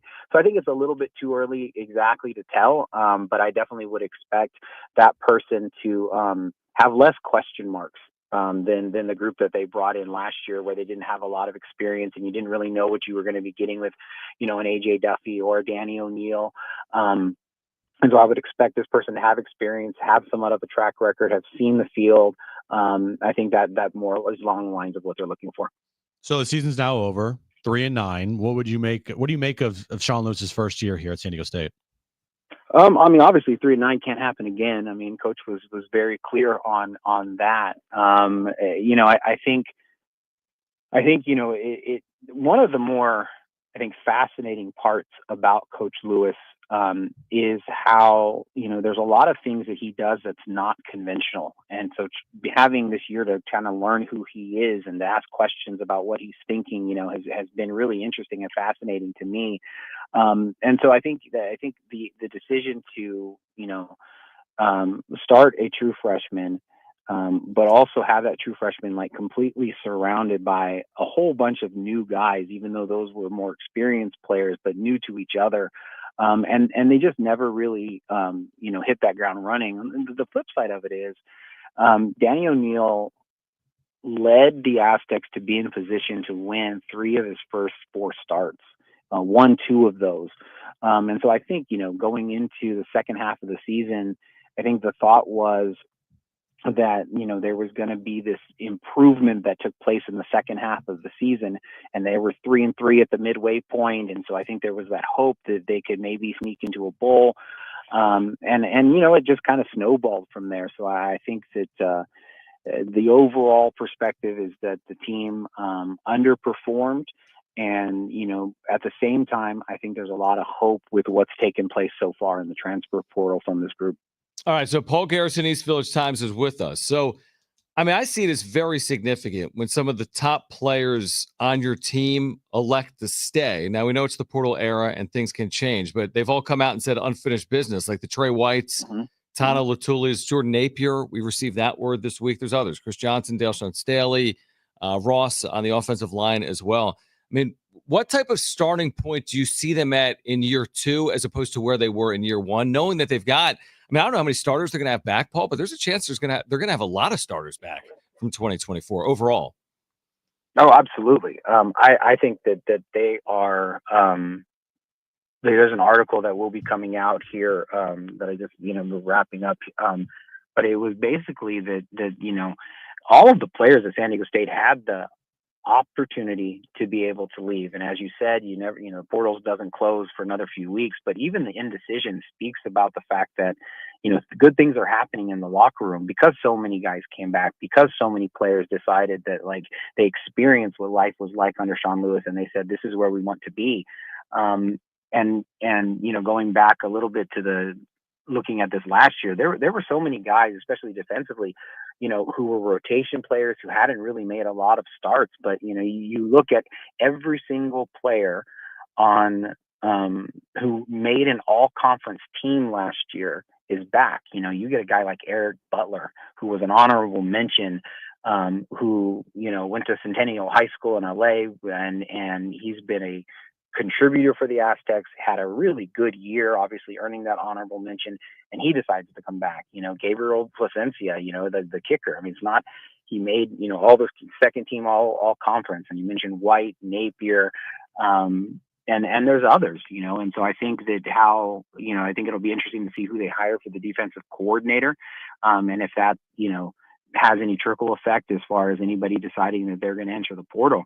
But to your point, they should have a lot of guys who are coming back. Offensively, the hardest place outside of the QB to be able to, I think, find a person is that slot receiver, and Jordan Napier obviously proved to be pretty explosive from that position.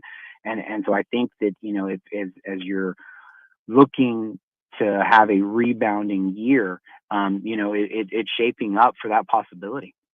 Final one for me, Paul, is just about the portal and who may be coming in. And I know it's super early, but they added an offensive lineman today from Michigan State who had a good amount of playing experience. What else should we keep an eye on? Is there a name or two to keep an eye on, or is it even too early to say that? It's a little bit too early, but there's a tide. They're having they had some official visitors already this week. They're going to have a big group that's coming in or going to be in today. Got some guys potentially from the University of Michigan who are going to be coming in. Guys who there's a tight end who's coming in who's a pretty exciting player. I think that they're obviously looking to add some receivers. They have been hot on the trail of some running backs. And obviously the QB is the position that everyone's going to be paying attention to see how they replace Danny O'Neill and what that looks like going forward. I think they still need some defensive tackles. There's a defensive end who I believe went to UTSA who's supposed to be in town next week. And he, has an interesting history. And so there's a lot of things that are a lot of ways that they're going to try to improve the team, and it'll be really interesting to see exactly how all of that unfolds. Paul, always appreciate it, man. Good insight and coverage. Again, available for our listeners right now at the East Village Times. Paul Garrison. And Paul, thank you, man. Happy holidays. Happy holidays, guys. Thanks. All right. Paul Garrison from the East Village Times. We'll have a couple of guests in studio coming up at 4 p.m. to talk about San Diego FC's inaugural home jersey rollout that happened earlier today, plus great giveaways. In fact, we'll give away some tickets on the other side to Jerry Seinfeld and Jim Gaffigan. We'll do that coming up next. We have a pair of tickets to see Jerry Seinfeld, Jim Gaffigan, March 27th at Pechanga Arena. That and more next on Jon and Jim.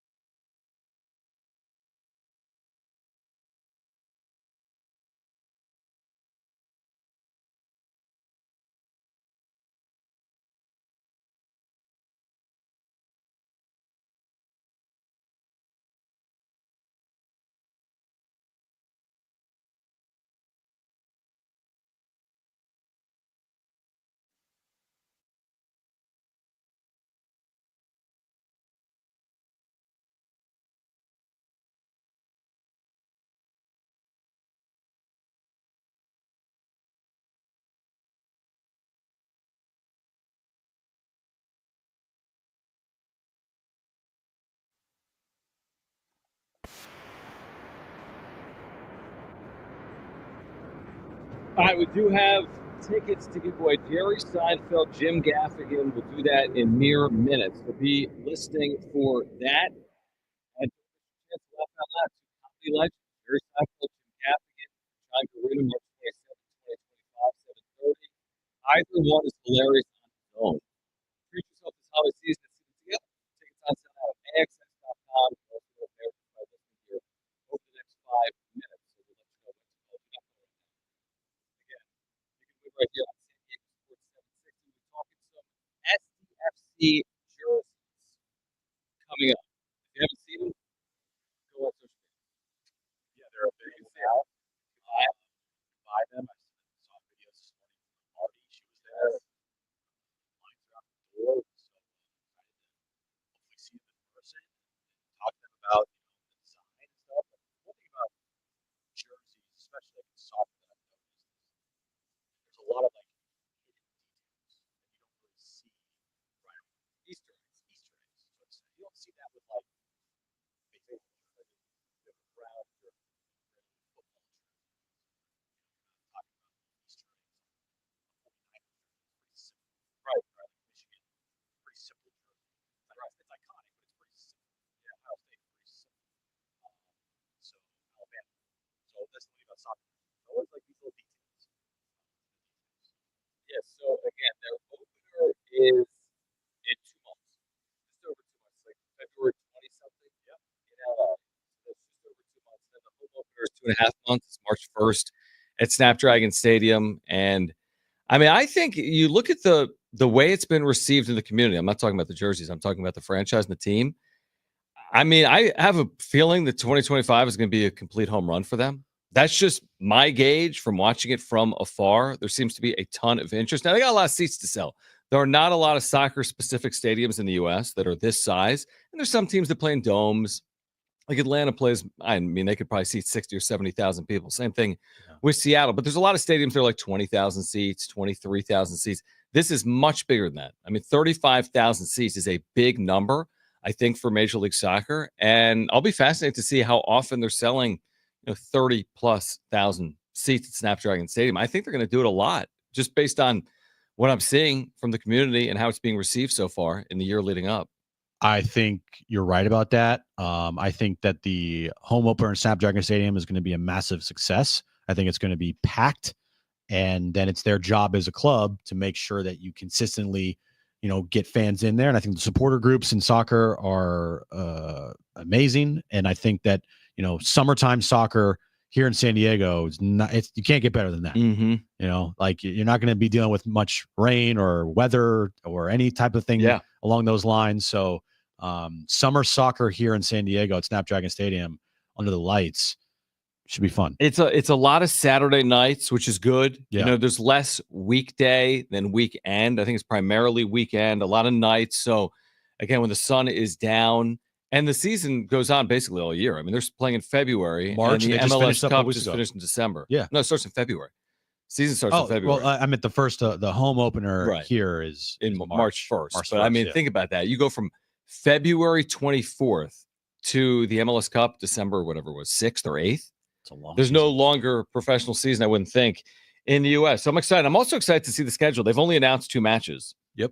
That's that road match in Los Angeles, the home match against St. Louis on March 1st. And I assume that's coming sooner rather than later because the season is coming sooner rather than later. Yeah. So I think we'll have a schedule coming up at some point, hopefully in December. But again, guests from San Diego FC will join us coming up in just a few minutes. Now, we touched earlier on what Kevin Acee reported this week from the winter meetings. If you missed our conversation with Kevin Acee, you're going to hear it coming up at 5 p.m. because Kevin was with us from the winter meetings, and there's been all this speculation about Dylan Cease. He was probably the first to report on it, but then he's followed up by saying that the Padres don't have an appetite, essentially paraphrasing, to go over that CBT number, and that's probably why he's been reporting on Dylan Cease and then at least fielding offers for Cease. What was the phrasing? Under no circumstances will they go over the CBT in 2025? I think that was what it was. Under no circumstances will they go over that number. Man, that's inspiring. For a team a team that won 93 games and was on the verge of eliminating the eventual World Series champions. Right. Like, yay. No circumstances. Under no circumstances.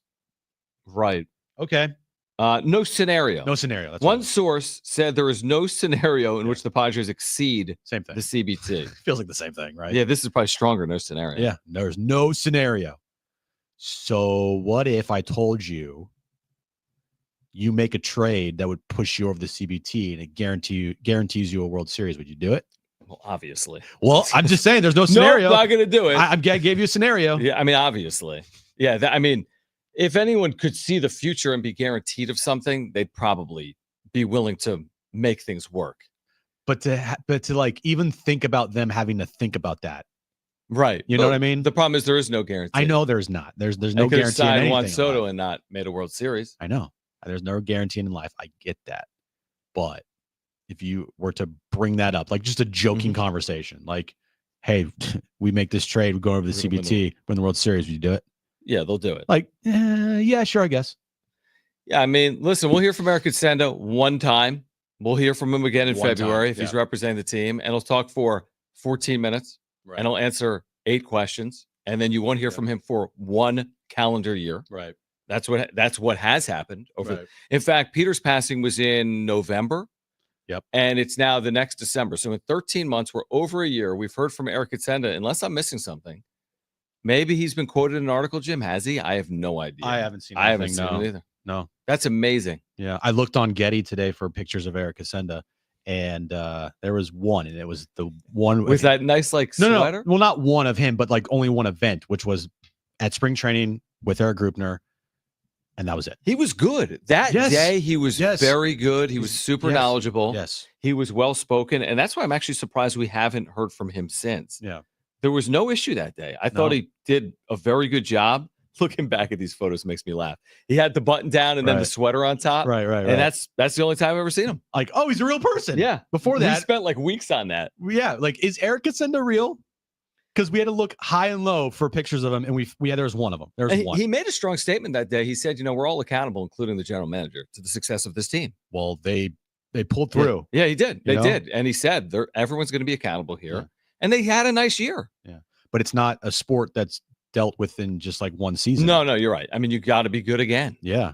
Like they were this close that from a belief standpoint of the club, they felt like they were close. And they really were. They were close. They were a game away at home from eliminating the Dodgers going to the NLCS. Yeah. And a lot of people thought that the winner of that series would go on to win the World Series. And that's what happened. So it's like, can you build on that? And can you take that next step? And it feels just, it's just disheartening when you hear words like under no scenario will we go over the CBT. It's like, well, what if I gave you the scenario that you're going to win a World Series, Eric? Would you go over the CBT then? I mean, the answer is yes, because you can't guarantee it. But yeah, the answer is that's the one scenario I'm sure in which they would consider it. All right, who wants a pair of tickets to see Jerry Seinfeld and Jim Gaffigan? Caller 7, you're going March 27th, 7:30 p.m. Pechanga Arena. Tickets on sale now at AXS.com. If you want tickets, call right now. Amazing show. Great holiday gift. 877-767-4760. Call right now. 877-767-4760. We'll have some friends from San Diego FC join us on the other side on the day they've unveiled their first ever jerseys. We'll talk some San Diego FC with our guests in studio. Coming up next on Jon and Jim.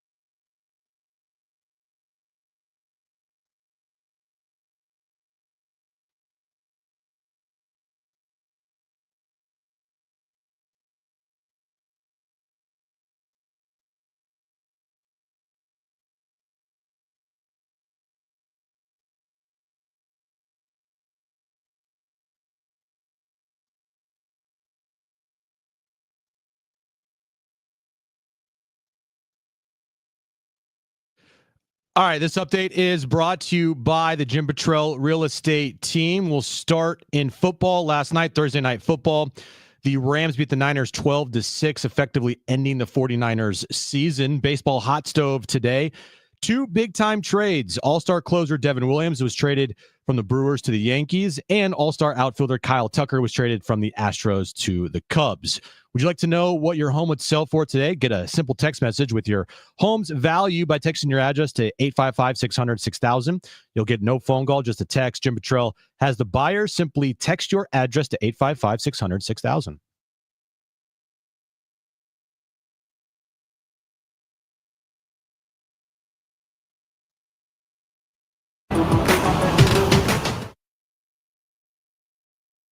In low.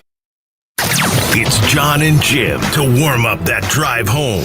The Manny Machado story is an interesting one. What I would say about Manny Machado as a leader is he's had some brilliant moments. He's been on some great teams, including the 2024 Padres. I thought his second half was incredible. You can't tell the Manny Machado story without telling the story of highs and lows. You can't tell me Machado's not responsible for some of the bad as well as some of the good. They're all responsible for that. But Heavy's the head that wears the crown. From day one, it was Manny walking in that clubhouse screaming about how Xander got his money. Threw a fit until he got a contract extension from Peter Seiler, and then proceeded to not have great relationships with the new guys and Juan Soto. Now, time for Jon and Jim. All right, San Diego and Southern California, what's going on? This is hour 3 of Jon and Jim. We are thrilled for what's coming up here. We have Sebastian Marua.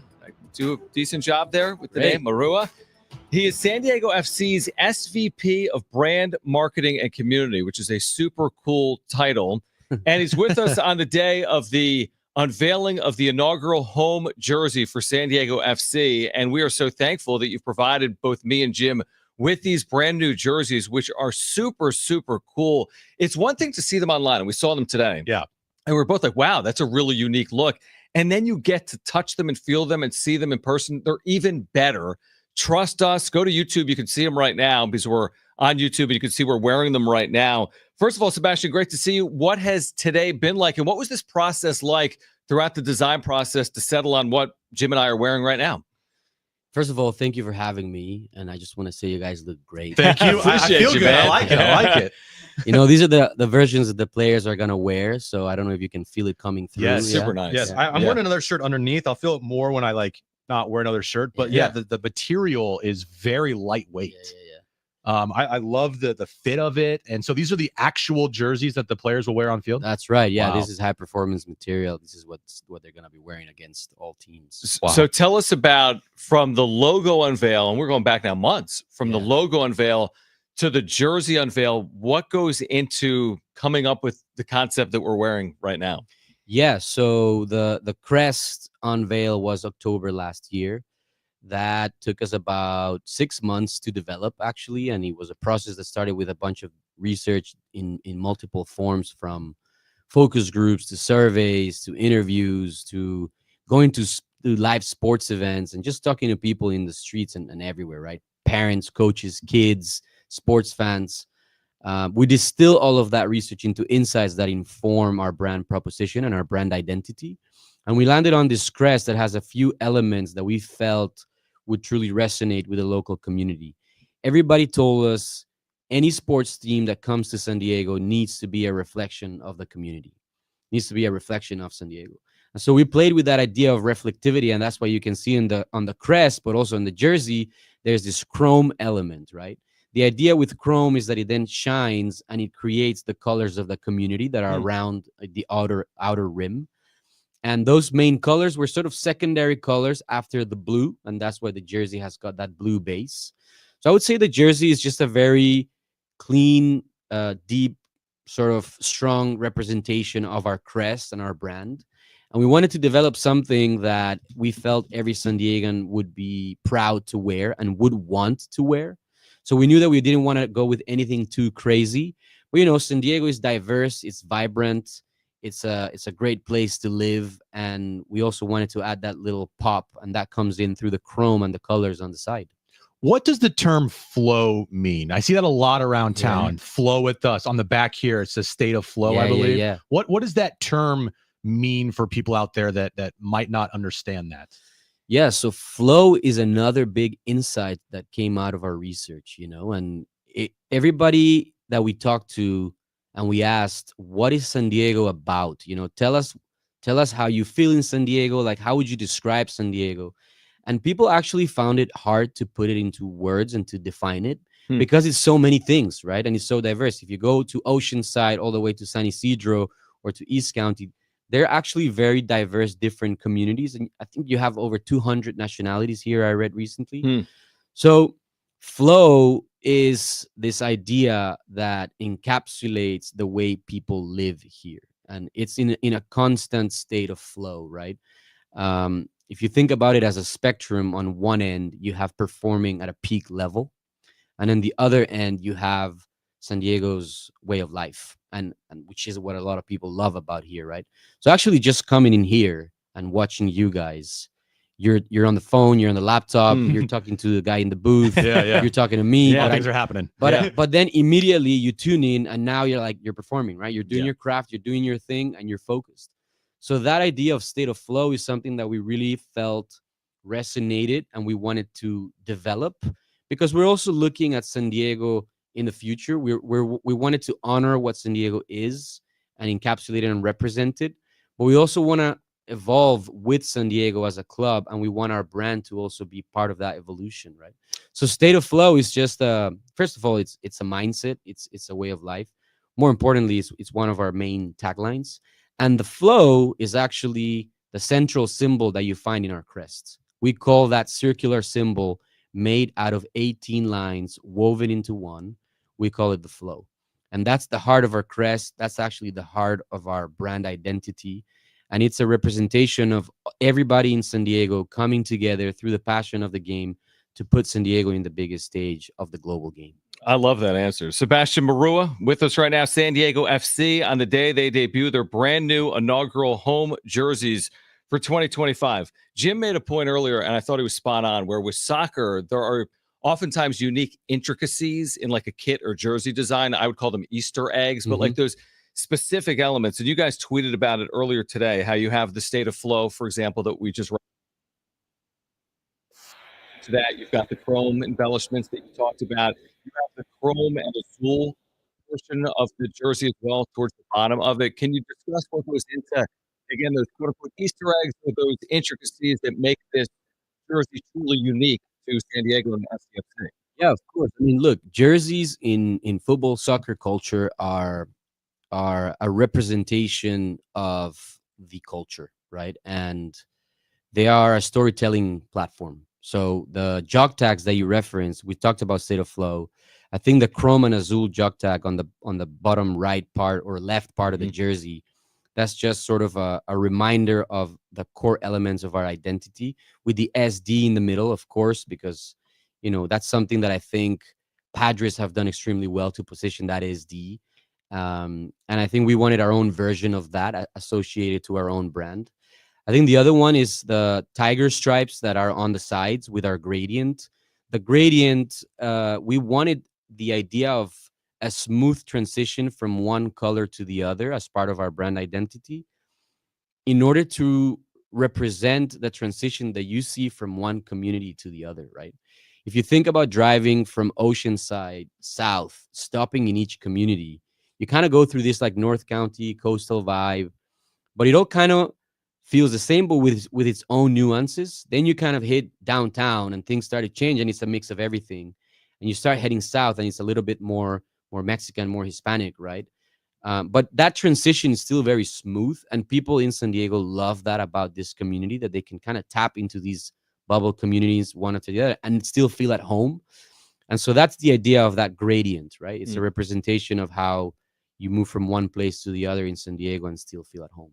So what can you tell us about the limited edition inaugural jersey boxes? Are those still available to purchase? I know those were like a limited time thing, or what can you tell fans that may have got those, like what they can expect with those type of boxes? Yeah, so it's a typical sort of tradition in sport, as you guys know, but also in soccer, and so the limited edition jerseys have an additional jog tag on the bottom left side to commemorate this moment. It's our first ever jersey in our inaugural season, And there still should be some available. They were being sold pretty fast this morning, and people were walking out with multiple boxes. It's a collectible item in itself, the box, right? There's a story about the jersey on the cover inside. There are some stickers as well that are as well limited edition that will only be used in this moment. And so there's also a description of the different elements that we just talked about in the box. So it's sort of a box with the story and the jersey that makes it so unique. Sebastian Marua with us right now, San Diego FC, SVP of Brand Marketing and Community. So for our listeners, we're talking about these jerseys. How can they get them? They're available, obviously, in store. They're available online. What do you want our listeners to know about picking one of these up, maybe for the holidays, which are just days away? Yeah, look, they're available right now at our store, our official store, 18 Threads in the Mission Valley Mall. They can go and grab it throughout the weekend. We actually have a jersey launch party tonight from 6 to 9. And they're welcome to swing by and just celebrate with us. We're going to have Christopher McVeigh, actually, who we just announced as a player in our squad. He's going to be making autographs, taking selfies. And then throughout Saturday, they can go to the store as well as on Sunday, we have last event here, part of the community introduction tour. And you can also grab it online. You can find it at mlsstore.com. So on soccer jerseys, the sponsor on the front is DirecTV. Why was it important to have DirecTV be a sponsor? The first sponsor for San Diego FC on the new kits. Look, DirecTV and San Diego FC aligned on this idea of being the home for soccer. That's what they're doing. They're building the home for soccer from an entertainment perspective. And we believe that San Diego is the home for soccer, but we haven't had a pro team for soccer in never, essentially. And so we're kind of bringing soccer back home, because there's also been a huge legacy of youth clubs here and other teams like the Soccers, San Diego Loyal, the Wave. But on the men's professional level, there hasn't been a team yet. And so we aligned on that idea of bringing soccer home, on building something unique that is going to be a representation of the community and looking towards the future. When can fans expect to see the away kit reveal because this is just the home kit, right? So the away kit, is that coming up soon here? What can fans expect with that? Yeah, the away kit is going to be released at some point in February. Right now, the working date that we have is February 1st. And we're actually going to release it as part of our fan festival to kick off the year and kick off our season. So the away kit, also known as the community kit, it's going to be another expression of our brand and another expression of everything that we have learned about San Diego and their passion for the game. And they're going to be able to buy it on site at the event as well as online. Will there be an alternate kit, a third overall? There will not be a third kit this coming season. The rules and guidelines with MLS is that you unlock that benefit after 3 years of having competed in the league. Interesting. Okay. Did not know that. Yeah, that is interesting. Here was my final question, and you've been terrific, and this is awesome for our listeners. Again, check it out. Go online, get to 18 Threads, get to Snapdragon Stadium on Sunday, and check this out. So what's next for the club? We saw the expansion draft. We know there's then the actual draft. There's going to be a schedule released at some point. We know about the first 2 matches, 1 home, 1 road. So what's next in the weeks ahead for the club? Yeah, so actually next week we have another super exciting moment that is the schedule release. Oh, wow. We're going to know exactly who we're going to play against and when. That's going to take us into single games ticket sales for all of those who are a little bit on the fence on season tickets, but we still have loads of opportunities for that. After that, we have the squad arriving. January 11th, they arrive for physical tests, and January 13th, we have the first day on grass, and the preseason training camp starts, taking us into February 1st, where we're going to have this sort of big kickoff event of the year, and then Coachella. The Coachella Valley Invitational Tournament is a preseason tournament for all MLS teams That's from February 7th to the 14th. That takes us into February 22nd, which is our first ever game up in LA against the newly crowned champions, LA Galaxy. Yeah, big one. Yep. And then back here at Snapdragon Stadium, March 1st, for our home opener against St. Louis. Man, it is coming quickly. Very quickly. I mean, yeah. honestly, if you're a sports fan in San Diego, if you're a San Diego FC fan, it's here already. 2025 is days away, and make sure to check out these inaugural home jerseys. Really, you have to see them. You got have to see them in person. You got to Yeah. get up close and Yeah. personal with them. It's Feel a really it, put it on. You got to unique feel the item. jersey. Yeah. Sebastian Marua, thank you so much. San Diego FC, SVP of Brand Marketing and Community. Thanks for stopping by. Thanks for the man. jerseys. These are These awesome. are awesome. guys. Thank you so much. We No, appreciate thank you you. for having us. We'll react to this on the other side. Plus, Cynthia Freeland from the NFL Network. She will join us at 4:30. We're with you until 6 p.m. It's Jon and Jim.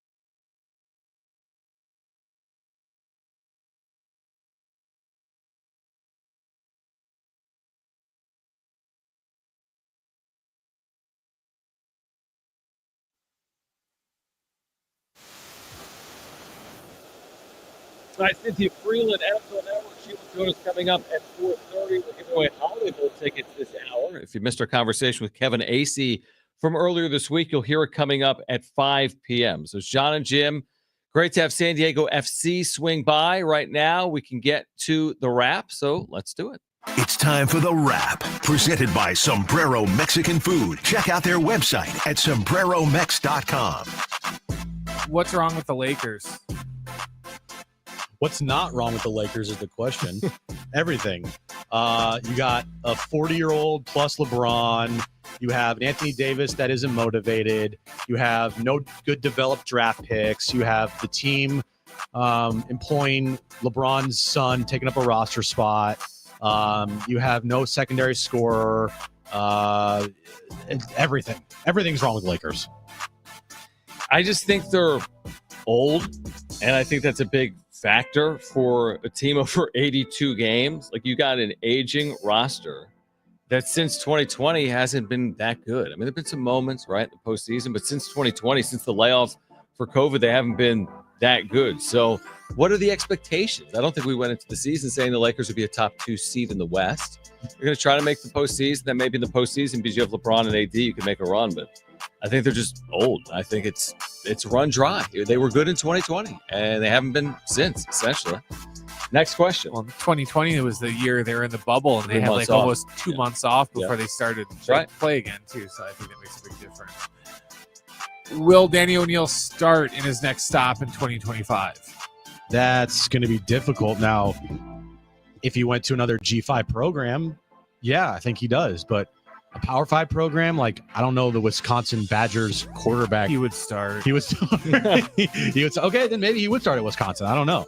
But he would at least compete. That's what I was going to say. I think he's going to at least compete for a starting job. I don't think anything's going to be given to him, but he'll definitely compete. He's a competitor. He's going to do that.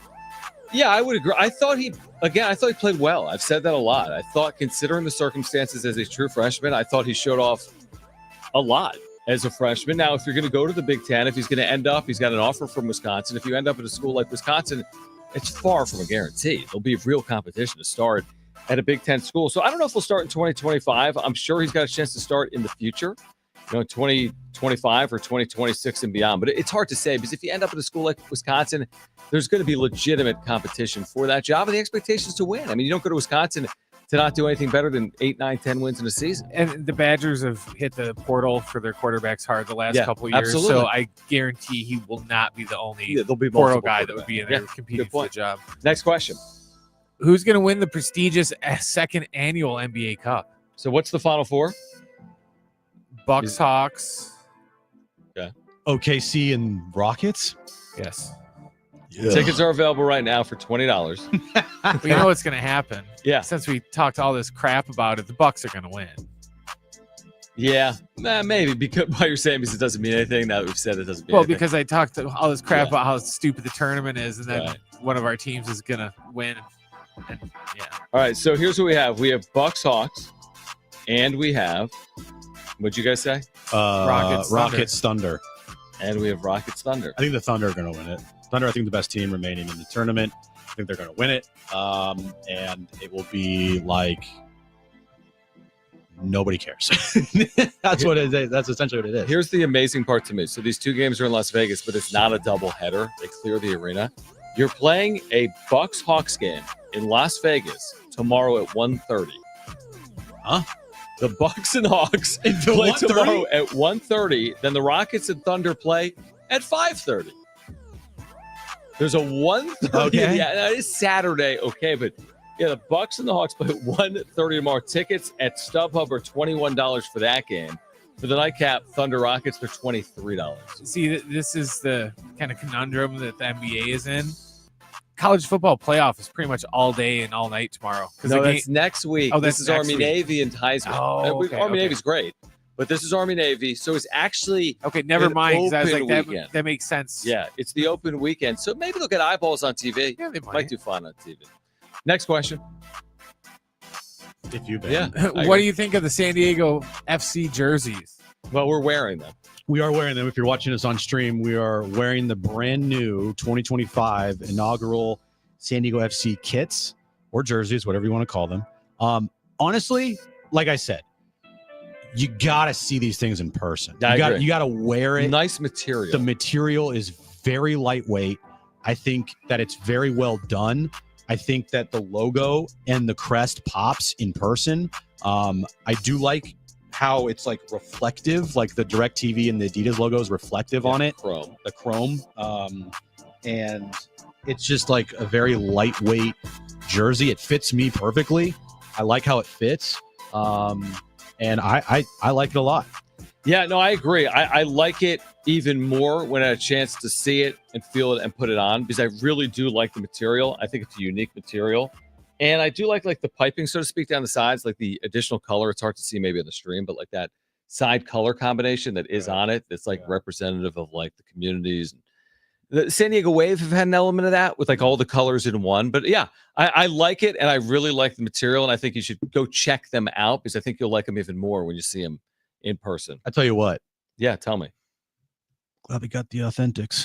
Yeah, we got the authentics, man. We got hooked up. We got the actual jerseys that they're going to be wearing on the field at Snapdragon Stadium this year. So thank you to San Diego FC for hooking us up. I'm putting in our YouTube chat, and I'm putting as an actual poll question: who looks better in the jersey, Jon or Jim? Manny McNuggets on our YouTube chat says Jon looks like a striker. Jim looks like a water boy.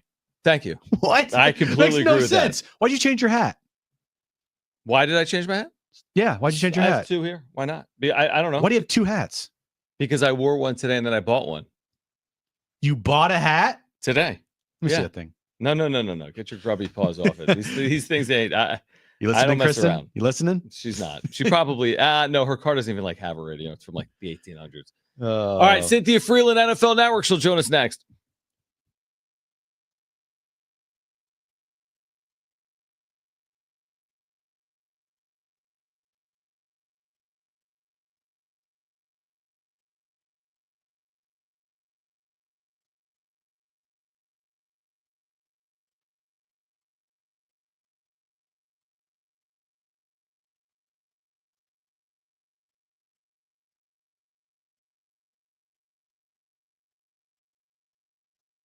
All right, stop letting high interest debt weigh you down. You can pay it all off in days thanks to Loan Pronto's new Rapid Equity Loan. Hey, guys, it is Schaefer, and listen up, homeowners. Imagine a completely hassle-free way to cash out your home's equity with no appraisals or paperwork or waiting. Loan Pronto's all-new Rapid Equity Loan uses AI-driven technology to get you approved for cash out in as little as 1 day. One client got $100,000 approved in under 24 hours, wiped out their debt, launched a home improvement project, is now saving over $1,000 a month. We're talking about instant approvals and fast transfers. Get cash to consolidate all your debt. Get a fresh start for the new year. Call Loan Pronto now. See how much you qualify for. Imagine this time next week, you could be credit card debt free. Don't wait. Get your cash fast by calling 619-207-4336 or loanpronto.com. That's 619-207-4336 or loanpronto.com. Equal housing lender, NMLS 1661781 on approved credit, NMLSconsumeraccess.org.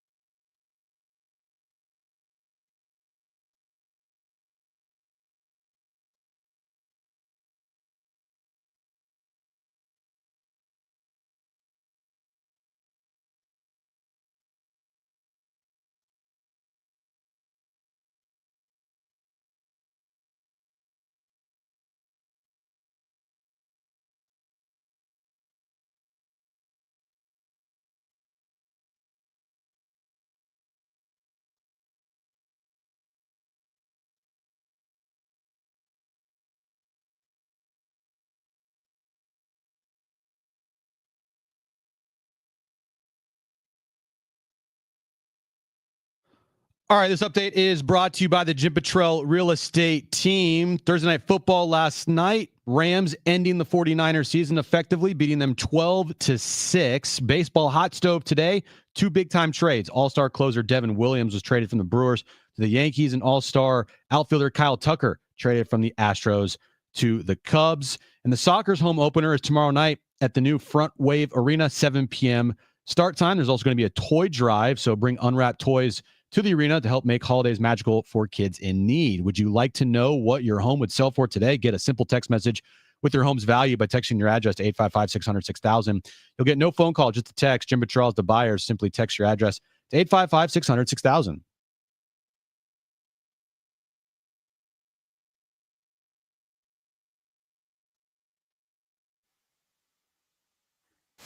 We'll touch on this coming up after a conversation with Cynthia Freeland. San Diego State has named its next defensive coordinator, Rob Orich, who was on staff working for Eric Schmidt. Eric Schmidt left to take the North Dakota job. Rob Orich has been named the new DC coordinator at San Diego State. It's always great to connect with Cynthia Freeland as we talk about the final month of the regular season here on Jon and Jim, San Diego Sports 760. Cynthia back with us here from the NFL Network. Obviously, we watched it last night. Not exactly enthralling, that 12-6 Rams win.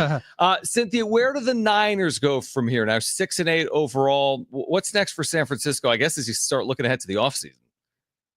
Yeah, I mean, look, the good news if you're a Niners fan is there are so many great pieces of this team that just weren't available this season that you'll be getting back, at least presumably.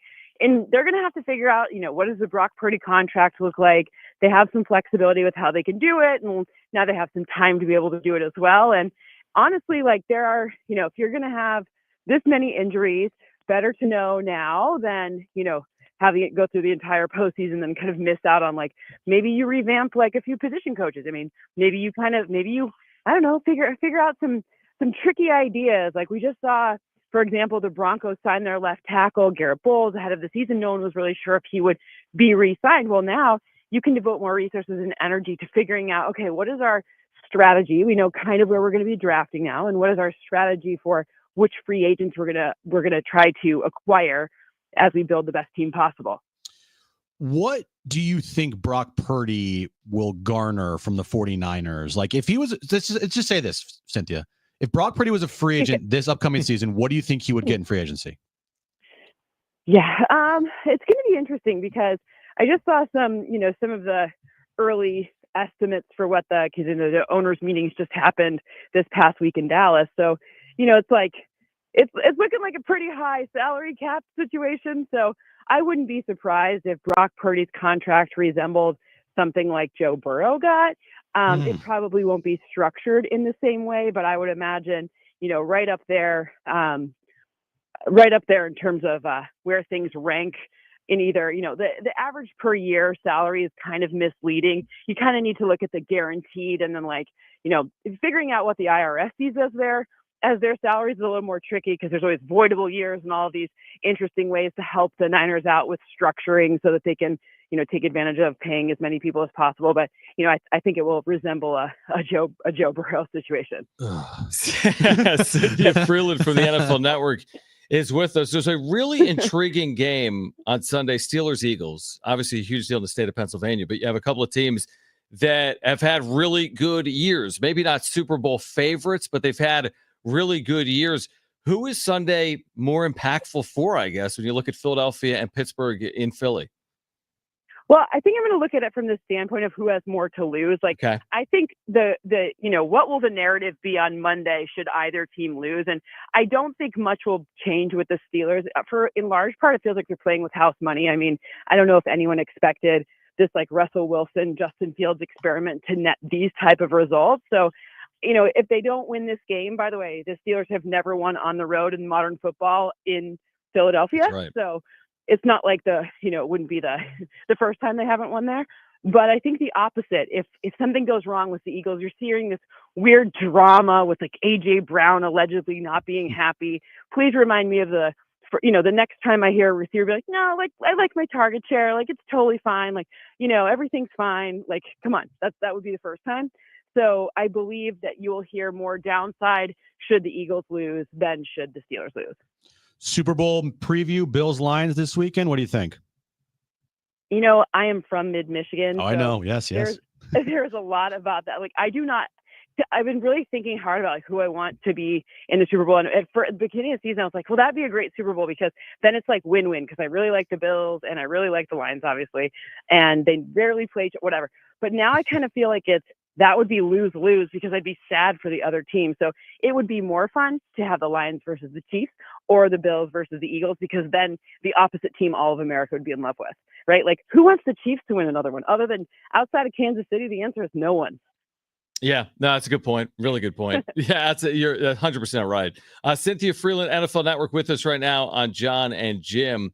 You know, another kind of intriguing game between conferences, Buccaneers and Chargers in Los Angeles.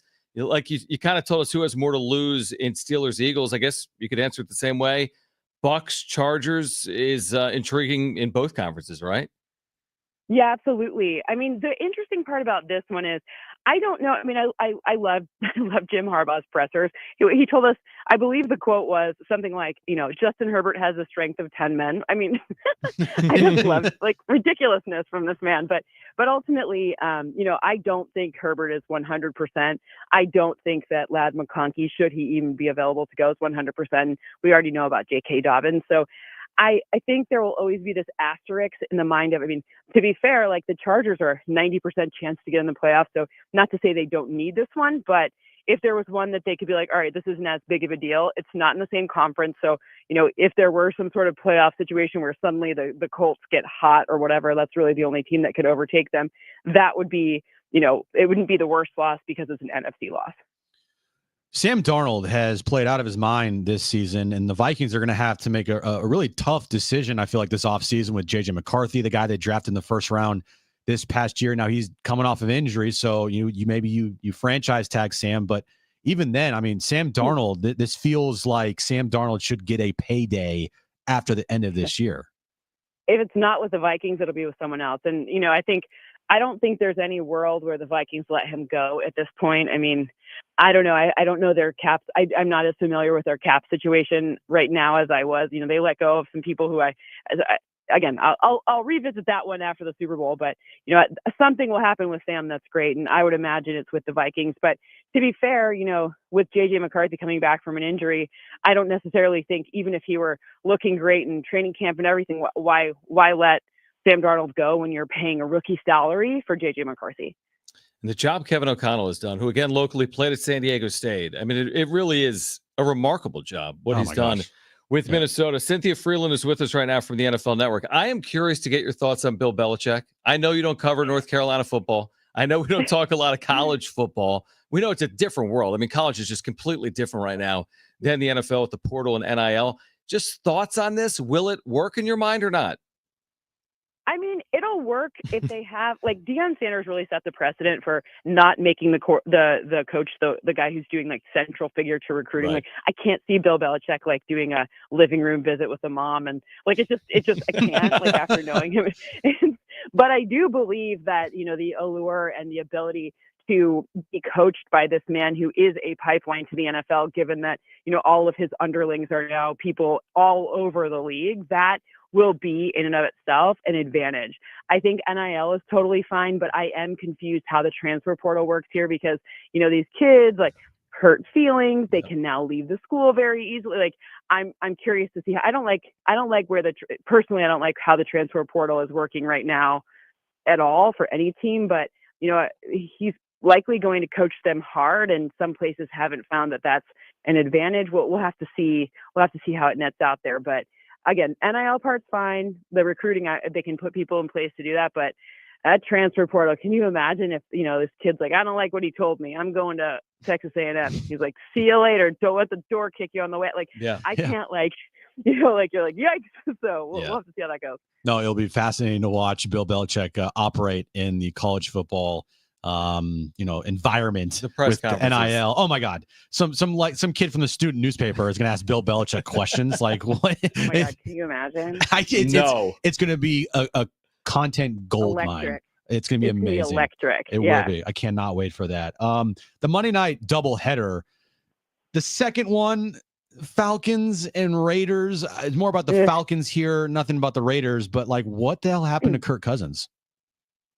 I mean, 0 touchdowns and 8 interceptions is what happened. But, I think part of what's going wrong with the Falcons is special teams isn't letting them down, and their defense. The defense just keeps giving up all of these yards. I know we've seen them now sack opposing teams a little bit more since, before their bye when they had like no sacks, and now they're up to like a little bit more than no sacks. But, it's going to be interesting to see if they can, because right now they're a game behind the Bucs. And should the Bucs clear the Chargers this week, it's going to be really hard for the Falcons to catch them, even though they have the head-to-head win twice over them. I'm not anti Monday night doubleheader. I'm anti the games essentially being played in unison. It's like you're playing this like standalone evening, and the games are separated by like 30 minutes. I kind of wish we had like the 7 o'clock Eastern and the 10 o'clock Eastern, the 4 and 7 Pacific. That to me still doesn't make a ton of sense. I'm all for the more games, the better. That's great. It's just the fact that they overlap on a standalone night for me is still taking a little while to get used to that. Do you feel the same way or not? I don't get the strategy. Yeah. I'm not sure what the strategy is. It feels like, I think someone somewhere is trying something, but I don't know who's trying what. And obviously they didn't choose the teams in ways where you're going to be like, oh, that's a compelling game. I mean, no, it's not like, even if the Falcons were great and the Raiders were great, you're still like, they rarely play each other. That's a weird one. And I guess Minnesota and Chicago's a better one because they're at least division rivals, but like, were you trying to get everyone to watch that? Like, I don't know. I don't know how that, I don't understand the strategy. I'm with you. And again, next Saturday, you got the college football playoff, but then you have, again, marquee NFL games, not up against each other. Houston, Kansas City, and Pittsburgh and Baltimore next Saturday. Cynthia, always appreciate it. Happy holidays. Let's do it again next week and enjoy the football this weekend. You got it. Thanks so much for having me. You guys are the best, and enjoy your weekend without Aztec football. I know. It's like, what am I supposed to do? I know. And I maybe spend time with my wife and child. You anymore? What's that? Does your family even recognize you anymore? Not really. That's the thing. Good point. Yeah, good point. And then I get a weekend without watching 49ers football. So it's a great win-win situation for both of us, really Cynthia. That's right. Exactly. Thanks, Cynthia. Have a good one, guys. All right, Cynthia Freeland, NFL Network, brought to you by Jamul Casino. 7 restaurants, thrilling games, and a sports pub voted San Diego's best. Jamul Casino is fun above all else. All right, let's play for Holiday Bowl tickets. Trivia, Trainwreck Radio. You need to call right now if you want 2 free tickets to the Holiday Bowl 2 weeks from tonight. Washington State, Syracuse, Snapdragon Stadium, an amazing holiday gift. If you want those tickets, first 2 callers will be contestants. 877-767-4760. Call right now. 877-767-4760. We'll give away Holiday Bowl tickets or trivia next. You'll hear from Kevin Acey coming up at 5 p.m. It's Jon and Jim.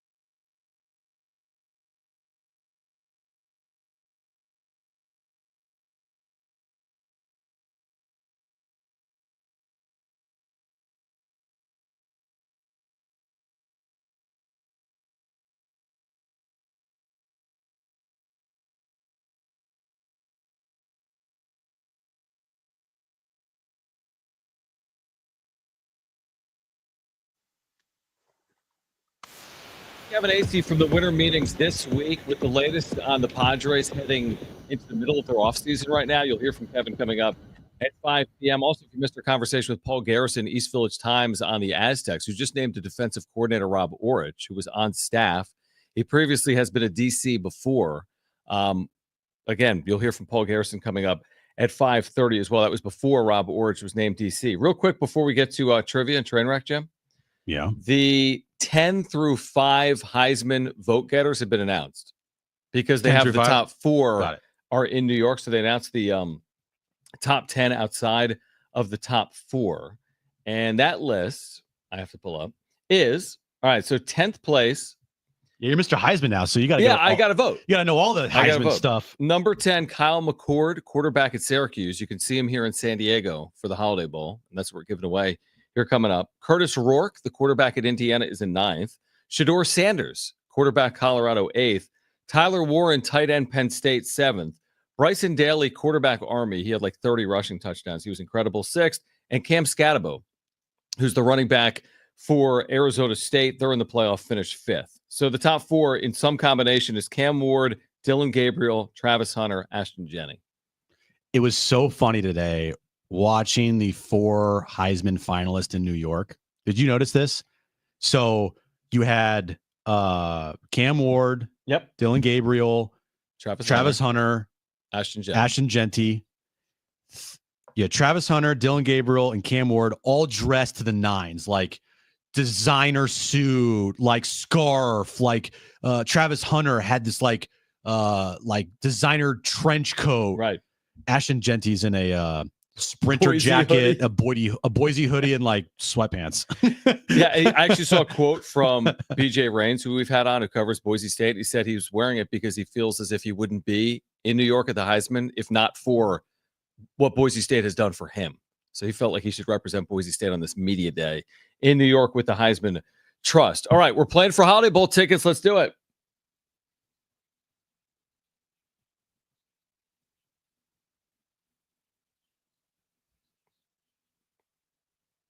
All right, 3 questions, 2 contestants, 1 lifeline. Today's 2 contestants, we have Chris and we have Alejandro. Chris, you called in first, so you have your choice of Jon or Jim. Who do you want to go with?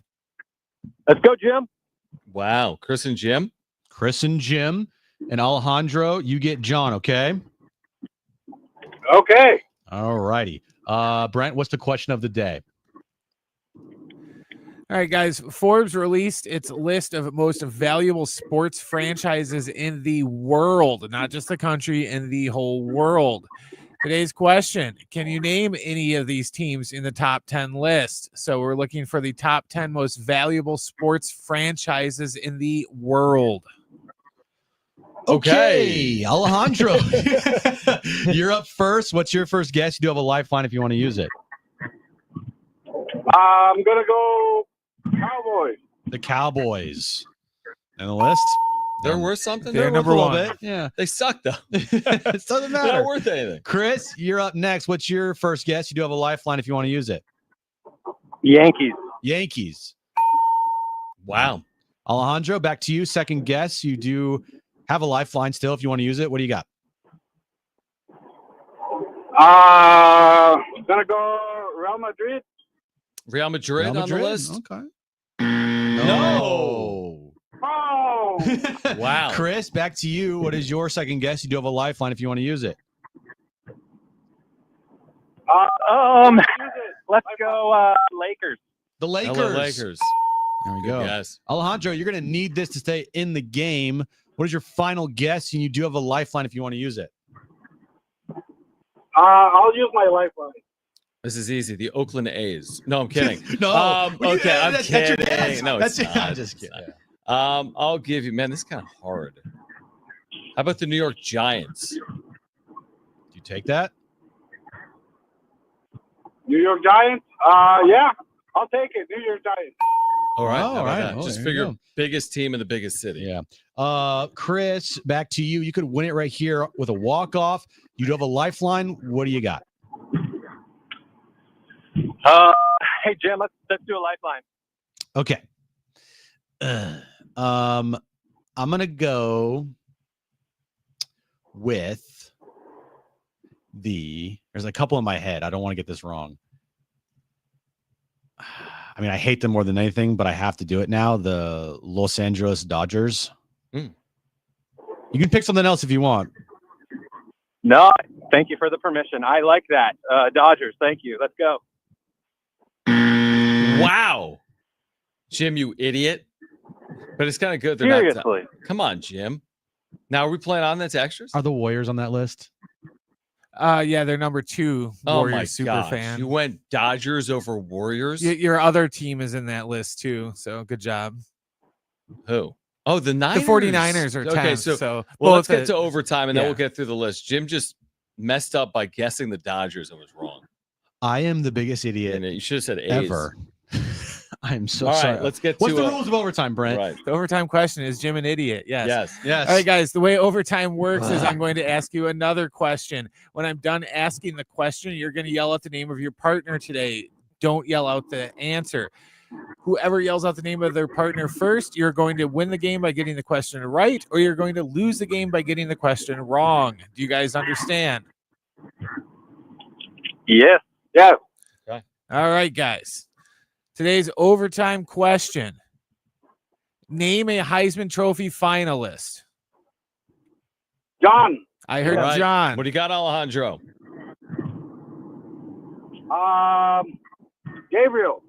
Gabriel is correct from Oregon. That is correct. How about that? Jim just cost his contestant hundreds of dollars of Holiday Bowl tickets. One of the best giveaways we've had all year.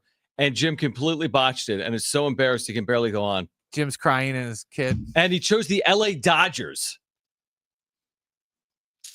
And got it wrong. Wow. That's got to hurt a little bit. Especially when the Warriors and the Niners were both on the list. Yeah. This isn't going over well. The Dodgers? Well, with Jim getting this wrong and having you got a guess of where 11th. they are? Higher. Higher, like worse. Yeah, higher than 11. 16. 24th. Is that right? Oh my God. Is that right? And the Yankees technically they're tied for they're tied with the Seahawks and Tampa Bay Here's my Buccaneers. question. Who's worth more, the Dodgers or the Chargers? My guess is the Chargers. Because they're in the NFL. Or Chargers top 24, Brent? I'm looking. Hold on. All right. Well, just give us the top 10. I'm a freaking idiot. You are an idiot. All right, the Cowboys are number 1. They're worth $10.1 billion. Nothing. Then it's Jim's Warriors. Then it's the Rams, the Yankees, the Knicks. You didn't say the Knicks. The Patriots were 6. Stupid idiot. New York Football Giants are 7. The Lakers were 8. The Jets were number 9. And then the Niners were 10. And the A's were 11th? The A's were way down the list. Yeah, that makes sense. The one guy said Real Madrid. They were actually 13th on the list.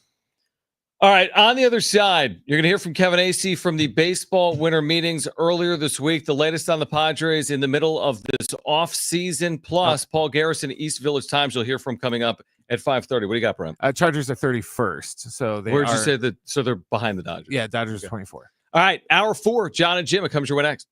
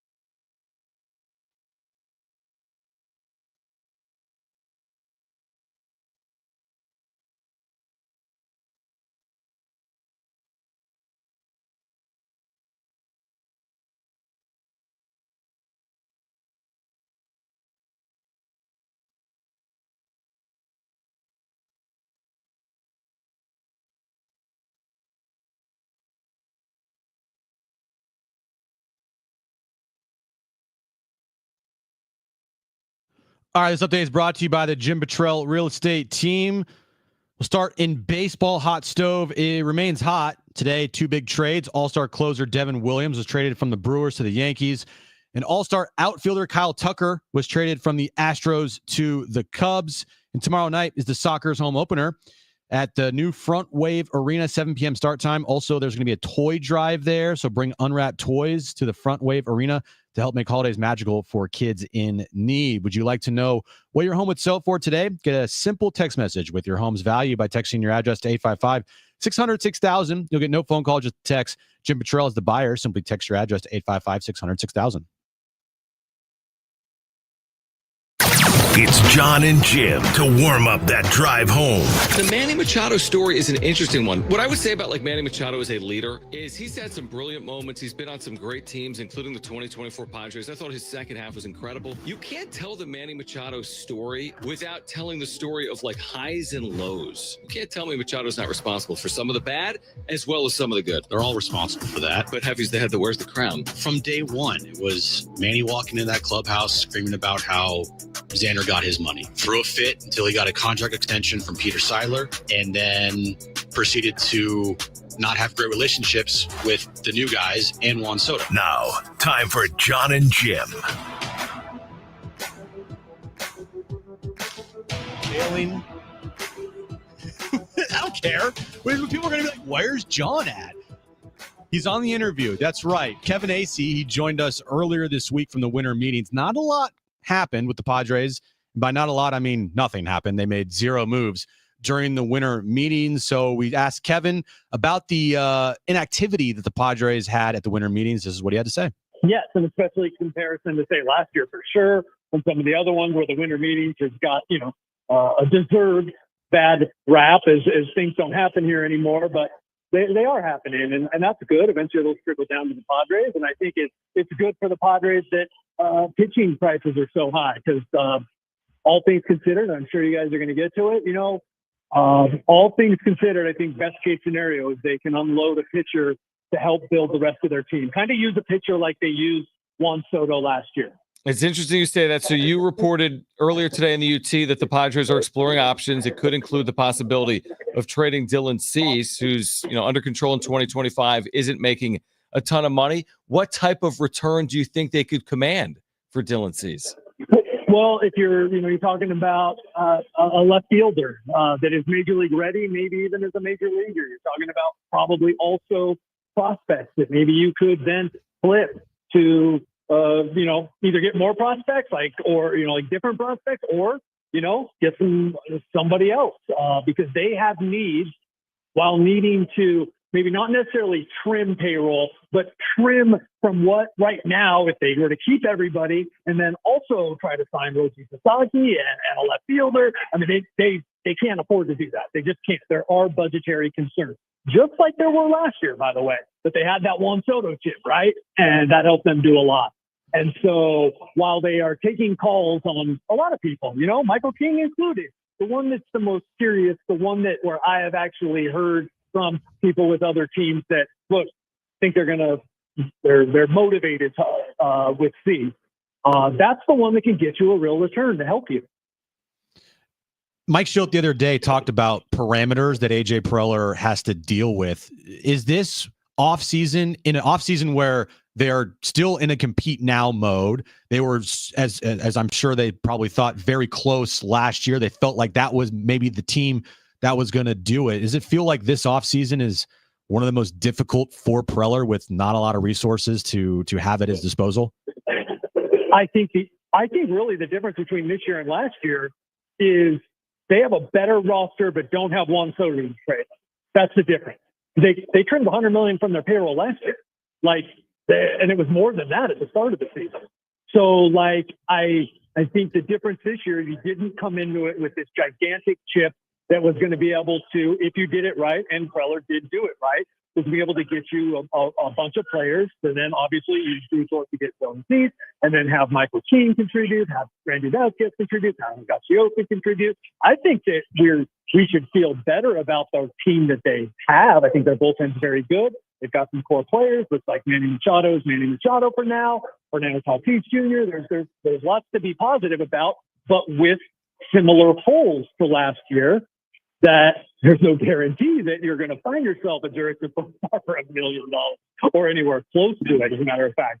And there's no guarantee you're going to find yourself a Donovan Solano, a David Peralta, that, all the guys they ended up adding in the middle of the year, Luis Arraez.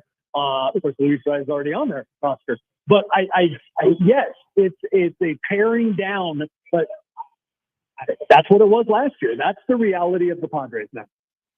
Kevin Acee is our Padres insider on San Diego Sports 760. He's with us right now on Jon and Jim. Well, it's interesting. The idea of trading Dylan Cease, would that then lead you down a path that they have a level of confidence that they can backfill by trading for a starter, or there's some level of confidence in Roki Sasaki? Because I just asked the question, Kevin, and to your point, I think a lot of people were down on the Juan Soto trade, the idea of trading Juan Soto, but they won 93 games and they competed in the National League postseason as well. It seems like it doesn't run in parallel, trading Dylan Cease and being a contender. So if you trade Dylan Cease, how do you backfill a rotation that wouldn't have Cease or Musgrove as well?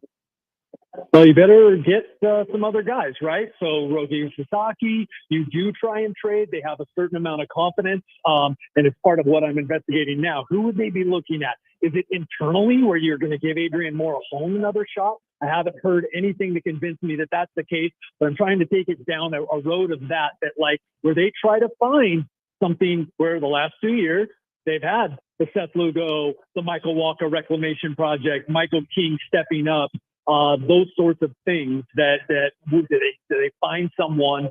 And I know that's not going to make anybody reassure anybody who's like, oh no, getting rid of Dylan Cease, this is a big deal. But like, the reality is they need something to be able to turn around, and you're saving money ostensibly, or at least you're trading one guy who you're going to pay $15 million for multiple guys to fill multiple holes for similar money, and that's what I believe that they're looking to do. I believe that's what they have to do. Kevin, it feels like their confidence level on getting and landing Roki Sasaki is very, very high. Do you think that that's not the case? I felt like that for a long time. That it's as high as it could be. Not. I think that it can definitely be read into way too much what Mike Schultz said yesterday, and that would be someone that would either not familiar with or is setting aside Mr. Positive. The way that Mike Schultz talks. And so, of course, there's going to be a billion about their chances to get Roki Sasaki. But just when I say that, that doesn't mean that he's not confident, that they're not confident, because Mike Schultz's confidence would come from people in the personnel department, because Mike Schultz wouldn't be involved in all that. So absolutely, they're confident. They have a lot of things going for them. And then further today, if you want to read into some of the things that Joel Wolf, Sasaki's agent, said, though still they could be read in way too much, because the bottom line is Joel Wolf said, I haven't really got with my client quite yet on all of these specifics. And Joel Wolf's a pretty straightforward guy. So I don't want to give anybody too much hope, but I think the fact is the Padres are absolutely confident about this, and they believe, and others believe, that there's good reason for that. Well, don't you think, a fan base, it's fragile times, coming off of the 24 scoreless innings against the Dodgers and all the talk about lowering payroll again, and then you have your manager come out and say, we expect Sasaki to be with the Padres next year. I mean, that's kind of setting it up for, I know the Schulteisms that you talked about, but as a normal fan, they're looking at this and thinking to themselves, Kevin, man, we got Roki Sasaki, and if that doesn't happen, that's not going to be, I feel like, a good look. Well, again, that's on anyone who read too much into what Mike Schultz said. I mean, look, you got to have confidence. Mike Schultz later went on. I didn't hear the radio interview. I saw what he said. I heard that part of it. I don't think he expanded on it on the radio, but later when speaking here, he expanded to basically he's trying to sell the Padres to Roki Sasaki and outlining all the things that are good about the Padres. And he acknowledged, he doesn't know. He doesn't know. But yes, that's Mike Schultz. Go back. We can find a bunch of things that it sounds like Mike Schultz saying more than he is. because he is so positive. And I give him credit for being willing to talk about it, as opposed to Dave Roberts, who would not talk about Roki Sasaki at all. Of course, Dave Roberts learned his lesson last year, I guess, when he at the winter meetings, he talked about Shohei Ohtani and got a lot of blowback. So maybe that'll be Mike Schilt next year. But look, they're extremely confident, and they're in the game. And fortunately for them, he's coming when he's 23 years old and only has 4 years of experience versus 25 with 6 years of experience, because then he would be out of their price range. So this is a really good thing. Middle of January will be a very interesting and exciting time for Padres and their fans. What's the market, Kevin? Final one for me is what's the market look like for Jurickson Profar? Is there a scenario where the Padres are able to retain him, or is it out of their price range? There is a scenario. I don't know that it's a real clear market right now, other than to say that you would expect, and the people I've talked to, and that does not include AJ Preller or Dan Lozano, his agent, but people around that the market is, a couple of years at 15 or more, and that's out of the Padres range. Kevin, we appreciate it. We know it's really busy. Great insight, great reporting. We enjoyed your work earlier today in the Union Tribune, and safe travels, and thanks for hopping on with us here in San Diego. Right on, guys. Always. See you. All right, there's Kevin Acee from the winter meetings earlier this week. All right, coming up next, we got some breaking news with San Diego State football that we'll address. Also, Padres, what are they going to do this offseason with not a lot to work with? We'll discuss that coming up next right here on Jon and Jim.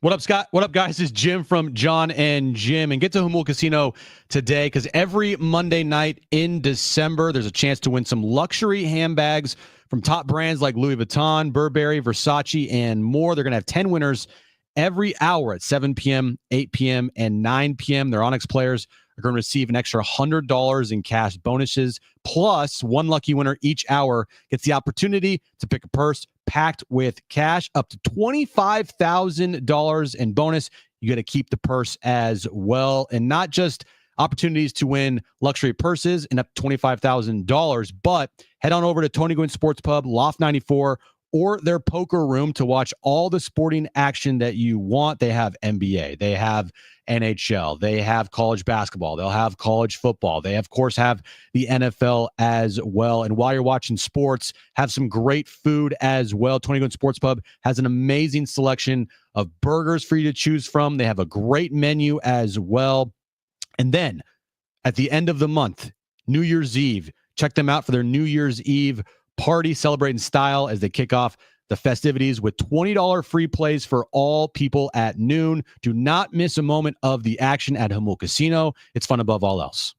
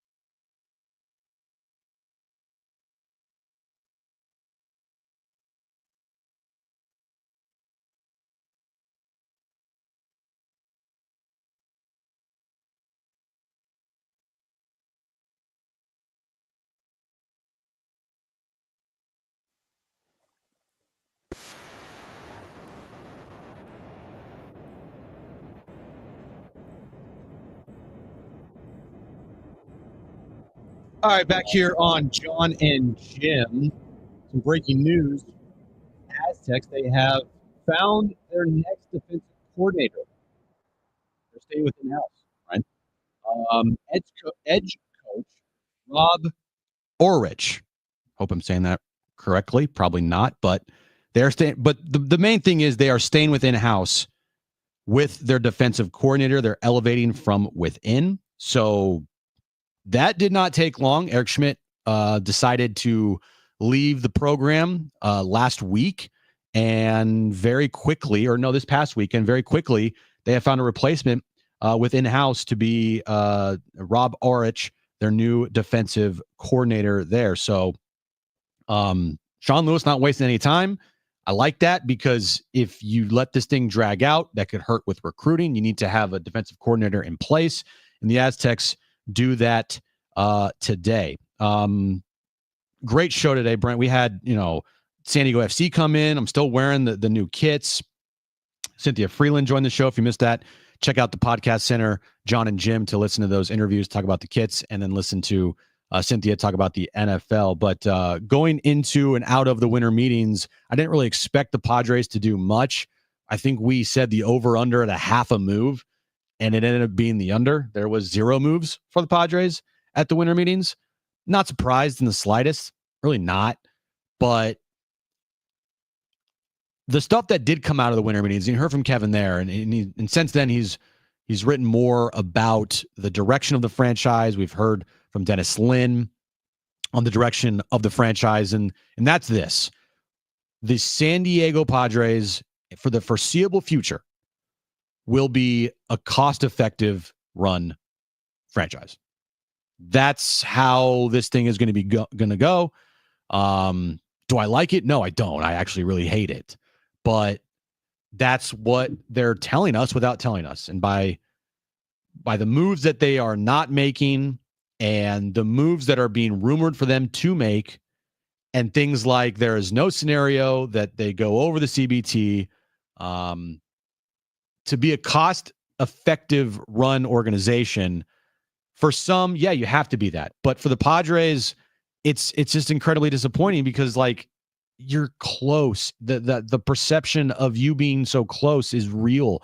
You were a game away from taking down the Dodgers. You ended up going 24 straight scoreless innings and getting bounced, but you were at one point, like we have talked about, you were the odds-on favorites to win the World Series when you went up 2-1 over the Dodgers in the NLDS. And then that following offseason, instead of trying to capitalize on that momentum, making moves that help the team with the main core intact, now the rumored moves of the team are going to be to trade away your good players because you need to get to a number. That's, to me, going to be very off-putting for a lot of fans out there. Yeah, but when it comes down to the end of the day, it's still a business. And, it's a business, but fans don't care about that, Brent. Well, I don't care if it's a business or not. Well, I know, but they'll care when they go broke and then they have, no money, and then just totally doom themselves, further down the road. Everyone cares about, I don't care about, my team's cap space in the NFL until you totally blow it up, and then, you're, stuck in a hole for the next 5 or 6 years. Winter meetings is one of those things of, it's like, if me and John go to the mall and you and John have pockets full of cash and I have like a 20, I'm going to go to the mall, but I'm not going to be able to buy anything. And that's kind of the way I felt with the Padres at the winter meetings. They can go there, but they don't really have money to go buy anything. They're just pretty much there to look. Window shopping. Yeah. They're window shopping. They're pretty much there to look. Yeah. And Preller said that they set up a lot of things at the winter meetings. Obviously nothing happened, but things are set up for potentially like the next couple weeks for things to happen. And we're all just sitting here in San Diego just kind of waiting, just waiting for a move to happen. And unfortunately, I think one of the bigger moves that they can make isn't a move that's going to make a lot of people happy. It's not going to be a move where you're like, yes, that made our team in 2025 better. It's going to be, they had to offload a big time player that was going to make a good chunk of money next year to get under a number. And they brought back some nice prospects, and we'll see what they can do. Like, that's what the reaction will be to whatever move they make. If they have to make a move for Cease, if they make a move for Arise, God forbid they made a move with Dylan King or Michael King, excuse me, not Dylan King, Michael King. Those three players right there, Cease, Arise, and King, I would love if they were all back. But right now, the odds of them all returning next year to help this team win, very slim. And that's just not something I feel like fans want to hear going into a really crucial season, coming off of one of your best years, regular season-wise, in franchise history. Easily the best season wins-wise since 98, and that's a fact. They have not won 93 games since 98. And if you follow it up with continued cost-cutting, man, I hope that AJ Preller, like I said, continues to work his magic, because he's going to have to do a lot of that this offseason. He's going to have to get guys like he did last year that end up turning into key contributors for not a lot of money paid. Well, those are the moves, everyone talks about, we always have the perpetual argument of whether or not AJ is a good or a bad GM. And, it's doing stuff like this is what makes you stick out and, identifies you as being a good GM is, anybody can go with an unlimited, checkbook and blank funds to just go out and sign anyone and just, and that's what happened in 2022. Yeah, exactly. Blank check and it backfired. The real, meat and potatoes is, okay, you don't have unlimited funds now. You got 50 million and you got X amount of positions to fill. Well, I know I'm just throwing a number out there for discussion's sake, but you got X amount of money. We need X amount of positions that need to be filled. Go. Yeah. We praised him over getting Profar for, a little over like $1 million or whatever for this season. Yeah. He needs to go out and find this year's version of Jerks and Profar. Right. He needs to go find another guy that's going to contribute to the team, but he's not going to cost them an arm and a leg, and he's going to be affordable. So other moves around baseball today, these are massive moves. Devin Williams, man, what is Milwaukee doing? One of the best closers in the game, traded today to the New York Yankees. And then Kyle Tucker going to your Cubbies. That's a big move. Now, you look at it two ways. That makes the Cubs a better baseball team. Yes. And they're now a team that you have to worry about if you're the Padres, another team. But the Devin Williams moves, they lost Willie Adames this offseason. They lost Devin Williams. They lost Corbin Burns, not last year, but the previous year. Man, in here in San Diego, you might think to yourself things are dire, but in Milwaukee for the Brewers, it's even worse. And then in Houston, by the way, the idea now that if you're a baseball team that doesn't have a big time TV deal, that you have to trade your homegrown star talent because you can't re-sign them. I hate that. Kyle Tucker should be with the Astros long term. Instead, because they can't sign him to a mega deal, or they don't want to, they end up trading him. What? It's not how the sport should work. It should be the players that you draft and develop that turn into all-stars, you should be given an opportunity to re-sign them, but a lot of these teams can't. In basketball, that's what it is. You have an opportunity, if you draft somebody and develop them, to give them more money when their contract, or when their free agency comes up, than other teams. In baseball, that's not the case, and it's making these teams out there have to trade away superstars a year early because they can't re-sign them. But the Cubs got better today. The Yankees got better today. And the Brewers got worse off by trading Devin Williams. All right. Coming up next, we'll hear from Paul Garrison of the East Village Times talking about Danny O'Neill and how, the transfer process went down with him. We'll hear from Paul Garrison coming up next right here on Jon and Jim.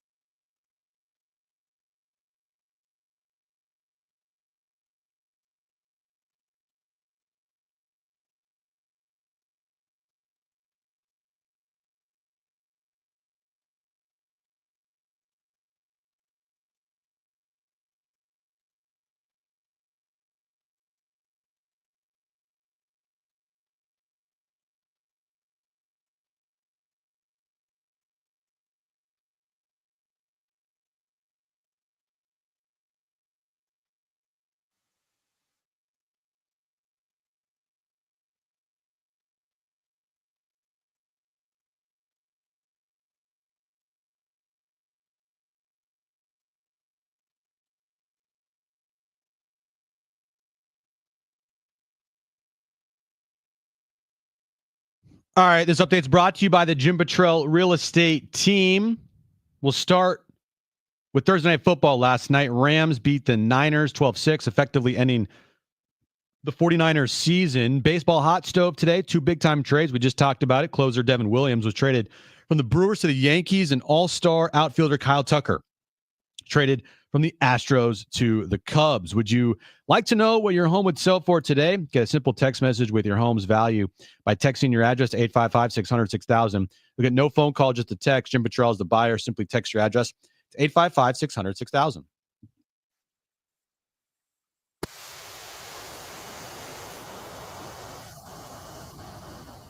All right, back here on Jon and Jim, a lot of stuff happening with San Diego State football. They just hired a new DC.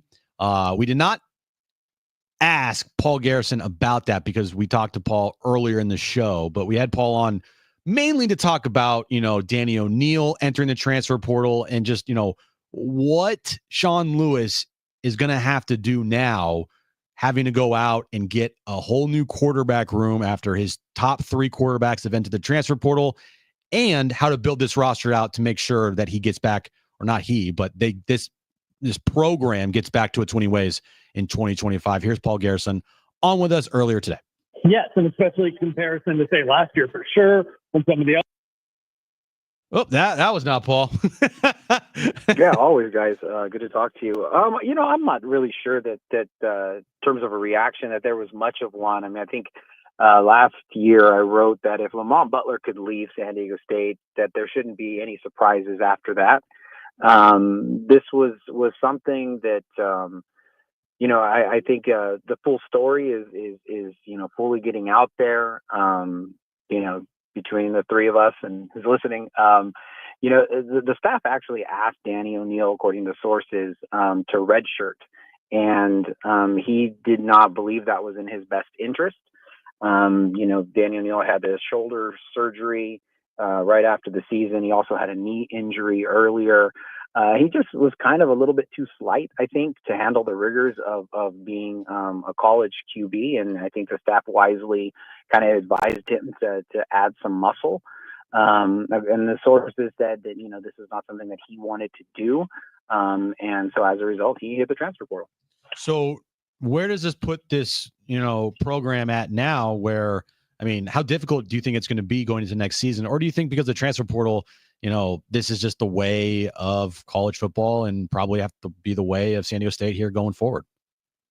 Yeah, I think that's right. I think it's the second one. I think that depending on, how things went and stuff like that, I'm not really sure that O'Neil was going to be the quarterback this upcoming season at San Diego State. So they were already planning on hitting the transfer portal. They were already planning on adding the best player that they could that way.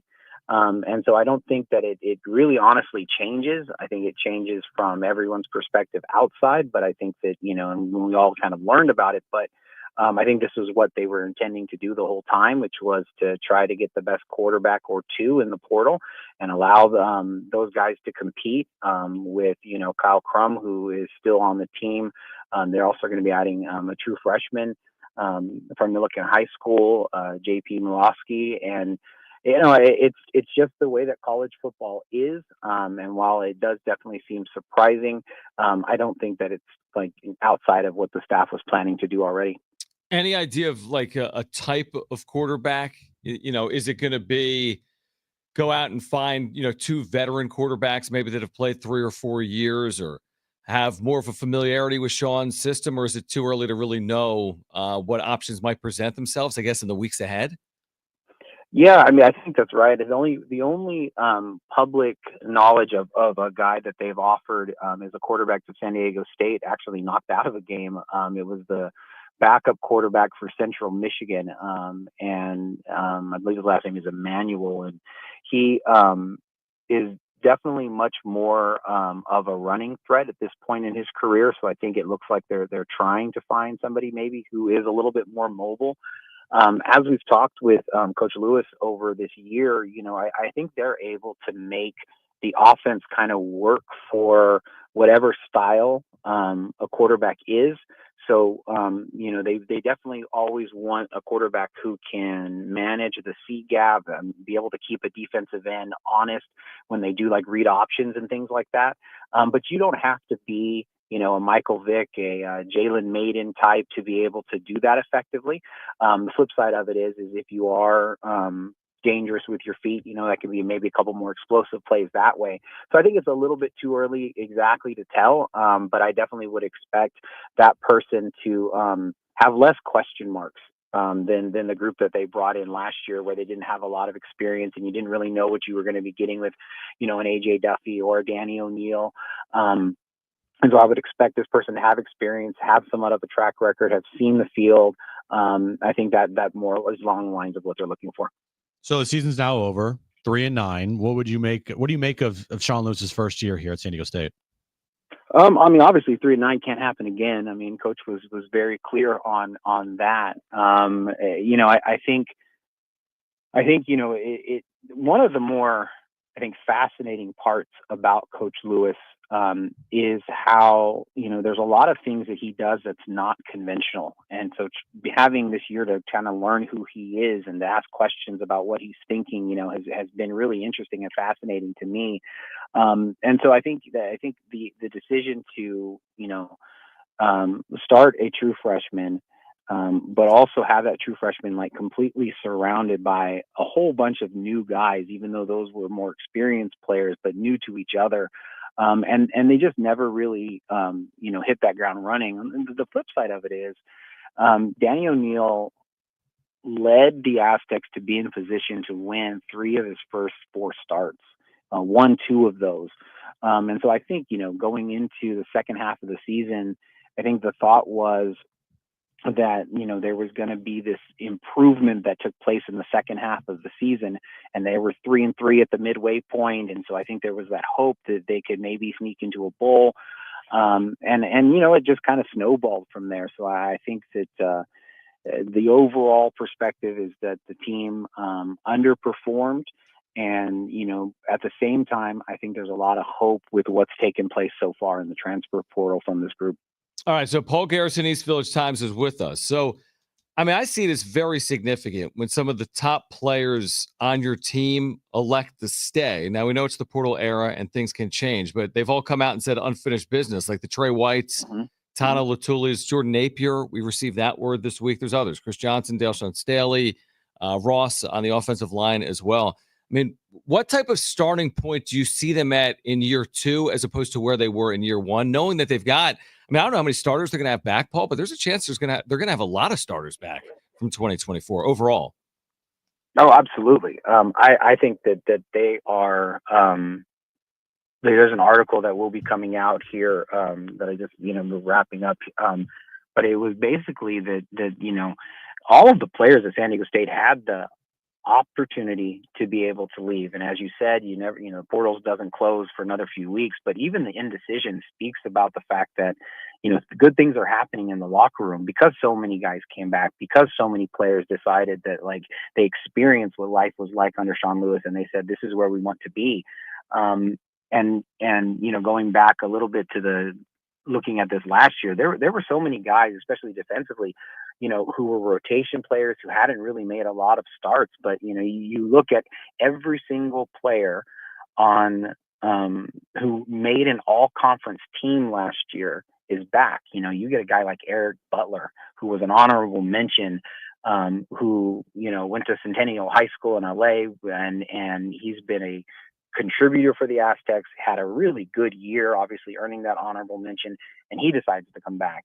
Gabriel Placencia, the kicker. It's not, he made, all those second team all conference, and you mentioned White, Napier, and there's others, and so I think that I think it'll be interesting to see who they hire for the defensive coordinator, and if that, has any trickle effect as far as anybody deciding that they're going to enter the portal. But to your point, they should have a lot of guys who are coming back. Offensively, the hardest place outside of the QB to be able to, I think, find a person is that slot receiver, and Jordan Napier obviously proved to be pretty explosive from that position. And so I think that, as you're looking to have a rebounding year, it's shaping up for that possibility. Final one for me, Paul, is just about the portal and who may be coming in. And I know it's super early, but they added an offensive lineman today from Michigan State who had a good amount of playing experience. What else should we keep an eye on? Is there a name or two to keep an eye on, or is it even too early to say that? It's a little bit too early, but there's a tide. They're having they had some official visitors already this week. They're going to have a big group that's coming in or are going to be in today. Got some guys potentially from the University of Michigan who are going to be coming in. Guys who there's a tight end who's coming in who's a pretty exciting player.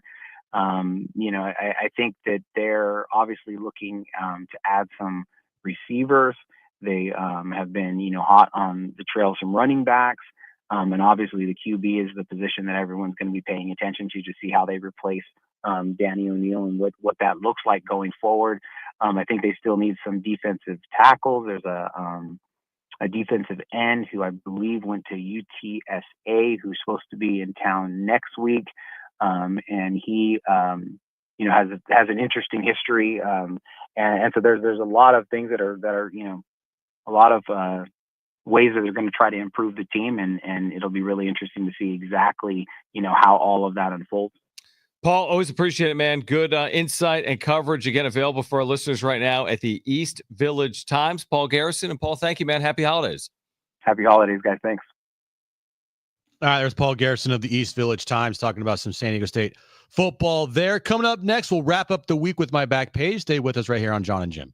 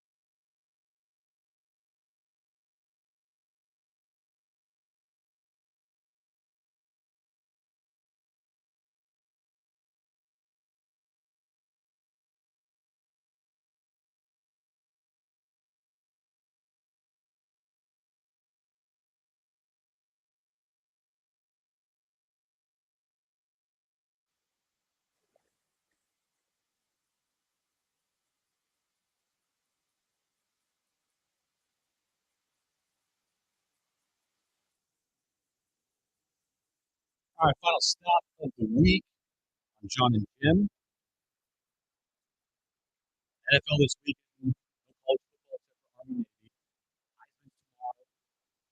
Human. Jon has yet to tell me who he is voting for.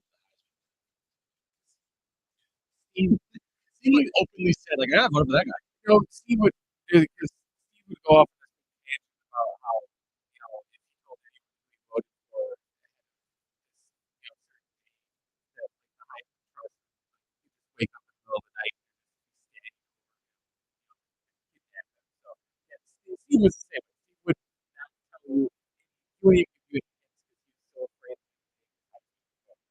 He still has it too. Oh yeah, still has it. Jon has a vote. That's good. Oh, that's a great little. I like that idea. Yeah, I think so. I say unfortunately because Ashton Genty's year. I mean, what he has done for Boise, helping them. Without him, they don't make the college football. Without Travis Hunter, Colorado is probably still in a ranked ball game.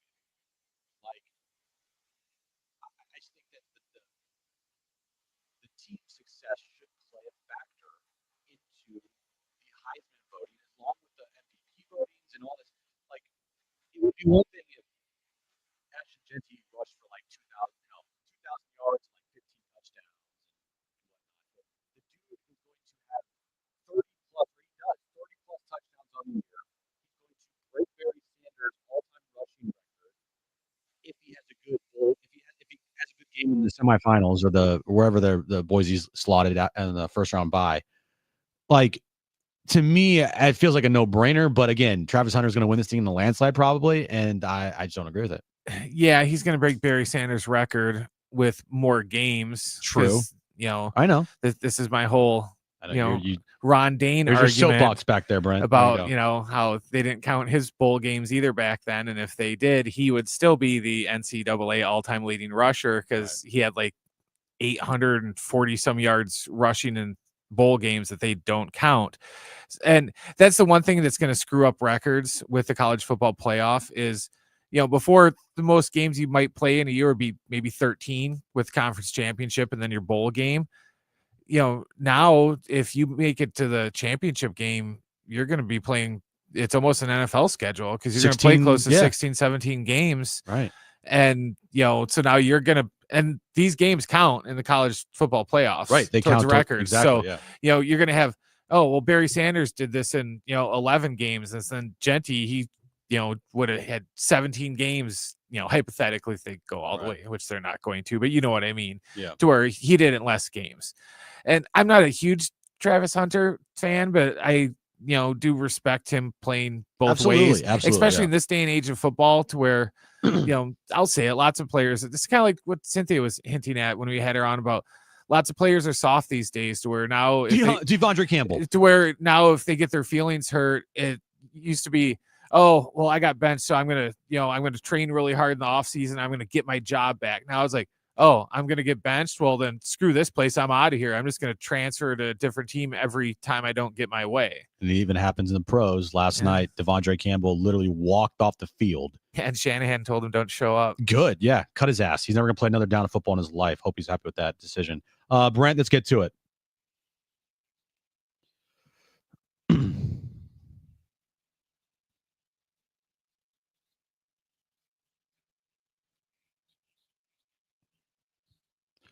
I didn't realize this until like 5 minutes ago, but it is Friday the 13th. Yeah, I've known all day. That's great. I know it's the 13th. I just didn't realize it was Friday the 13th. But for today, it is Friday the 13th. Friday the 13th. There's many deals at these fast food restaurants. Free fries offers available every Friday from McDonald's, Burger King, Wendy's, and Jack in the Box. Today, you can get free medium fries with $1 purchase in the App Store at McDonald's. You can get free any size fries with $1 purchase in the App Store at Burger King. You can get free any size fries with any in-app purchase at Wendy's. And you can get free any size fries with $1 purchase at Jack in the Box in their App Store. And these are available every Friday for the rest of the year. So McDonald's, Burger King, Wendy's, Jack in the Box, hit up those places. Go in the App Store, buy something for like $1, if there's even anything for $1. Buy a straw for $1 and you get a free fry. There you go. McDonald's is dropping a Squid Games meal, but only in Australia. Jeez. This is really, I wanted to, all the cool fun stuff comes out of the States. Man. Yeah. Like this is a really cool thing if you're on Australia. So it's a Squid Game meal. My only question is, for dessert, do you get one of those stupid cookie things that they had to lick? Remember, what was the thing they had to lick? You do. Oh, okay. Yeah. You remember what I'm talking about, right? Yeah. Okay. Yeah. Well, that's what the whole Squid Game meal is in Australia. You get a 10-piece chicken McNugget, fries and a Coke in a special Squid Games box. And then you get a special Squid Game cookie that you have to remove the shape without breaking it type of thing. Yeah. So that's what makes it interesting. And so there you go. The Squid Game special meal in Australia. They're really marketing they really the second are. Season of Squid Game. They're supposed to, like, I don't know how, but they're incorporating Squid Game into Call of Duty like in the next few months somehow. That's to where you'll have like operators that will be characters from Squid Game, I guess. Get this. So the baseball from World Series Game 5, the one that Aaron Judge dropped, that essentially helped the Dodgers win that game and win the World Series. It went on auction somehow, and it sold to somebody. Somebody bought this baseball that Aaron Judge dropped in Game 5 for $43,000. Ohtani. Yes. Now, I don't know who hit. I forget who hit the ball that Aaron Judge dropped, but that thing sold for $43,000. That's kind of ridiculous. That baseball, I don't know, whatever. $43,000 someone paid for that baseball. And finally, in 1992 and 1993, listen to this story. Taylor Swift's family sent out holiday cards.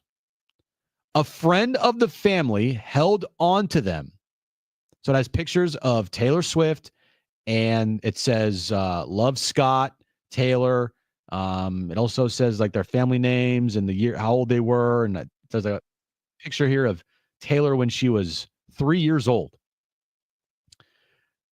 Man, this is sick. The family saved those cards. They sold those today for $5,000 each.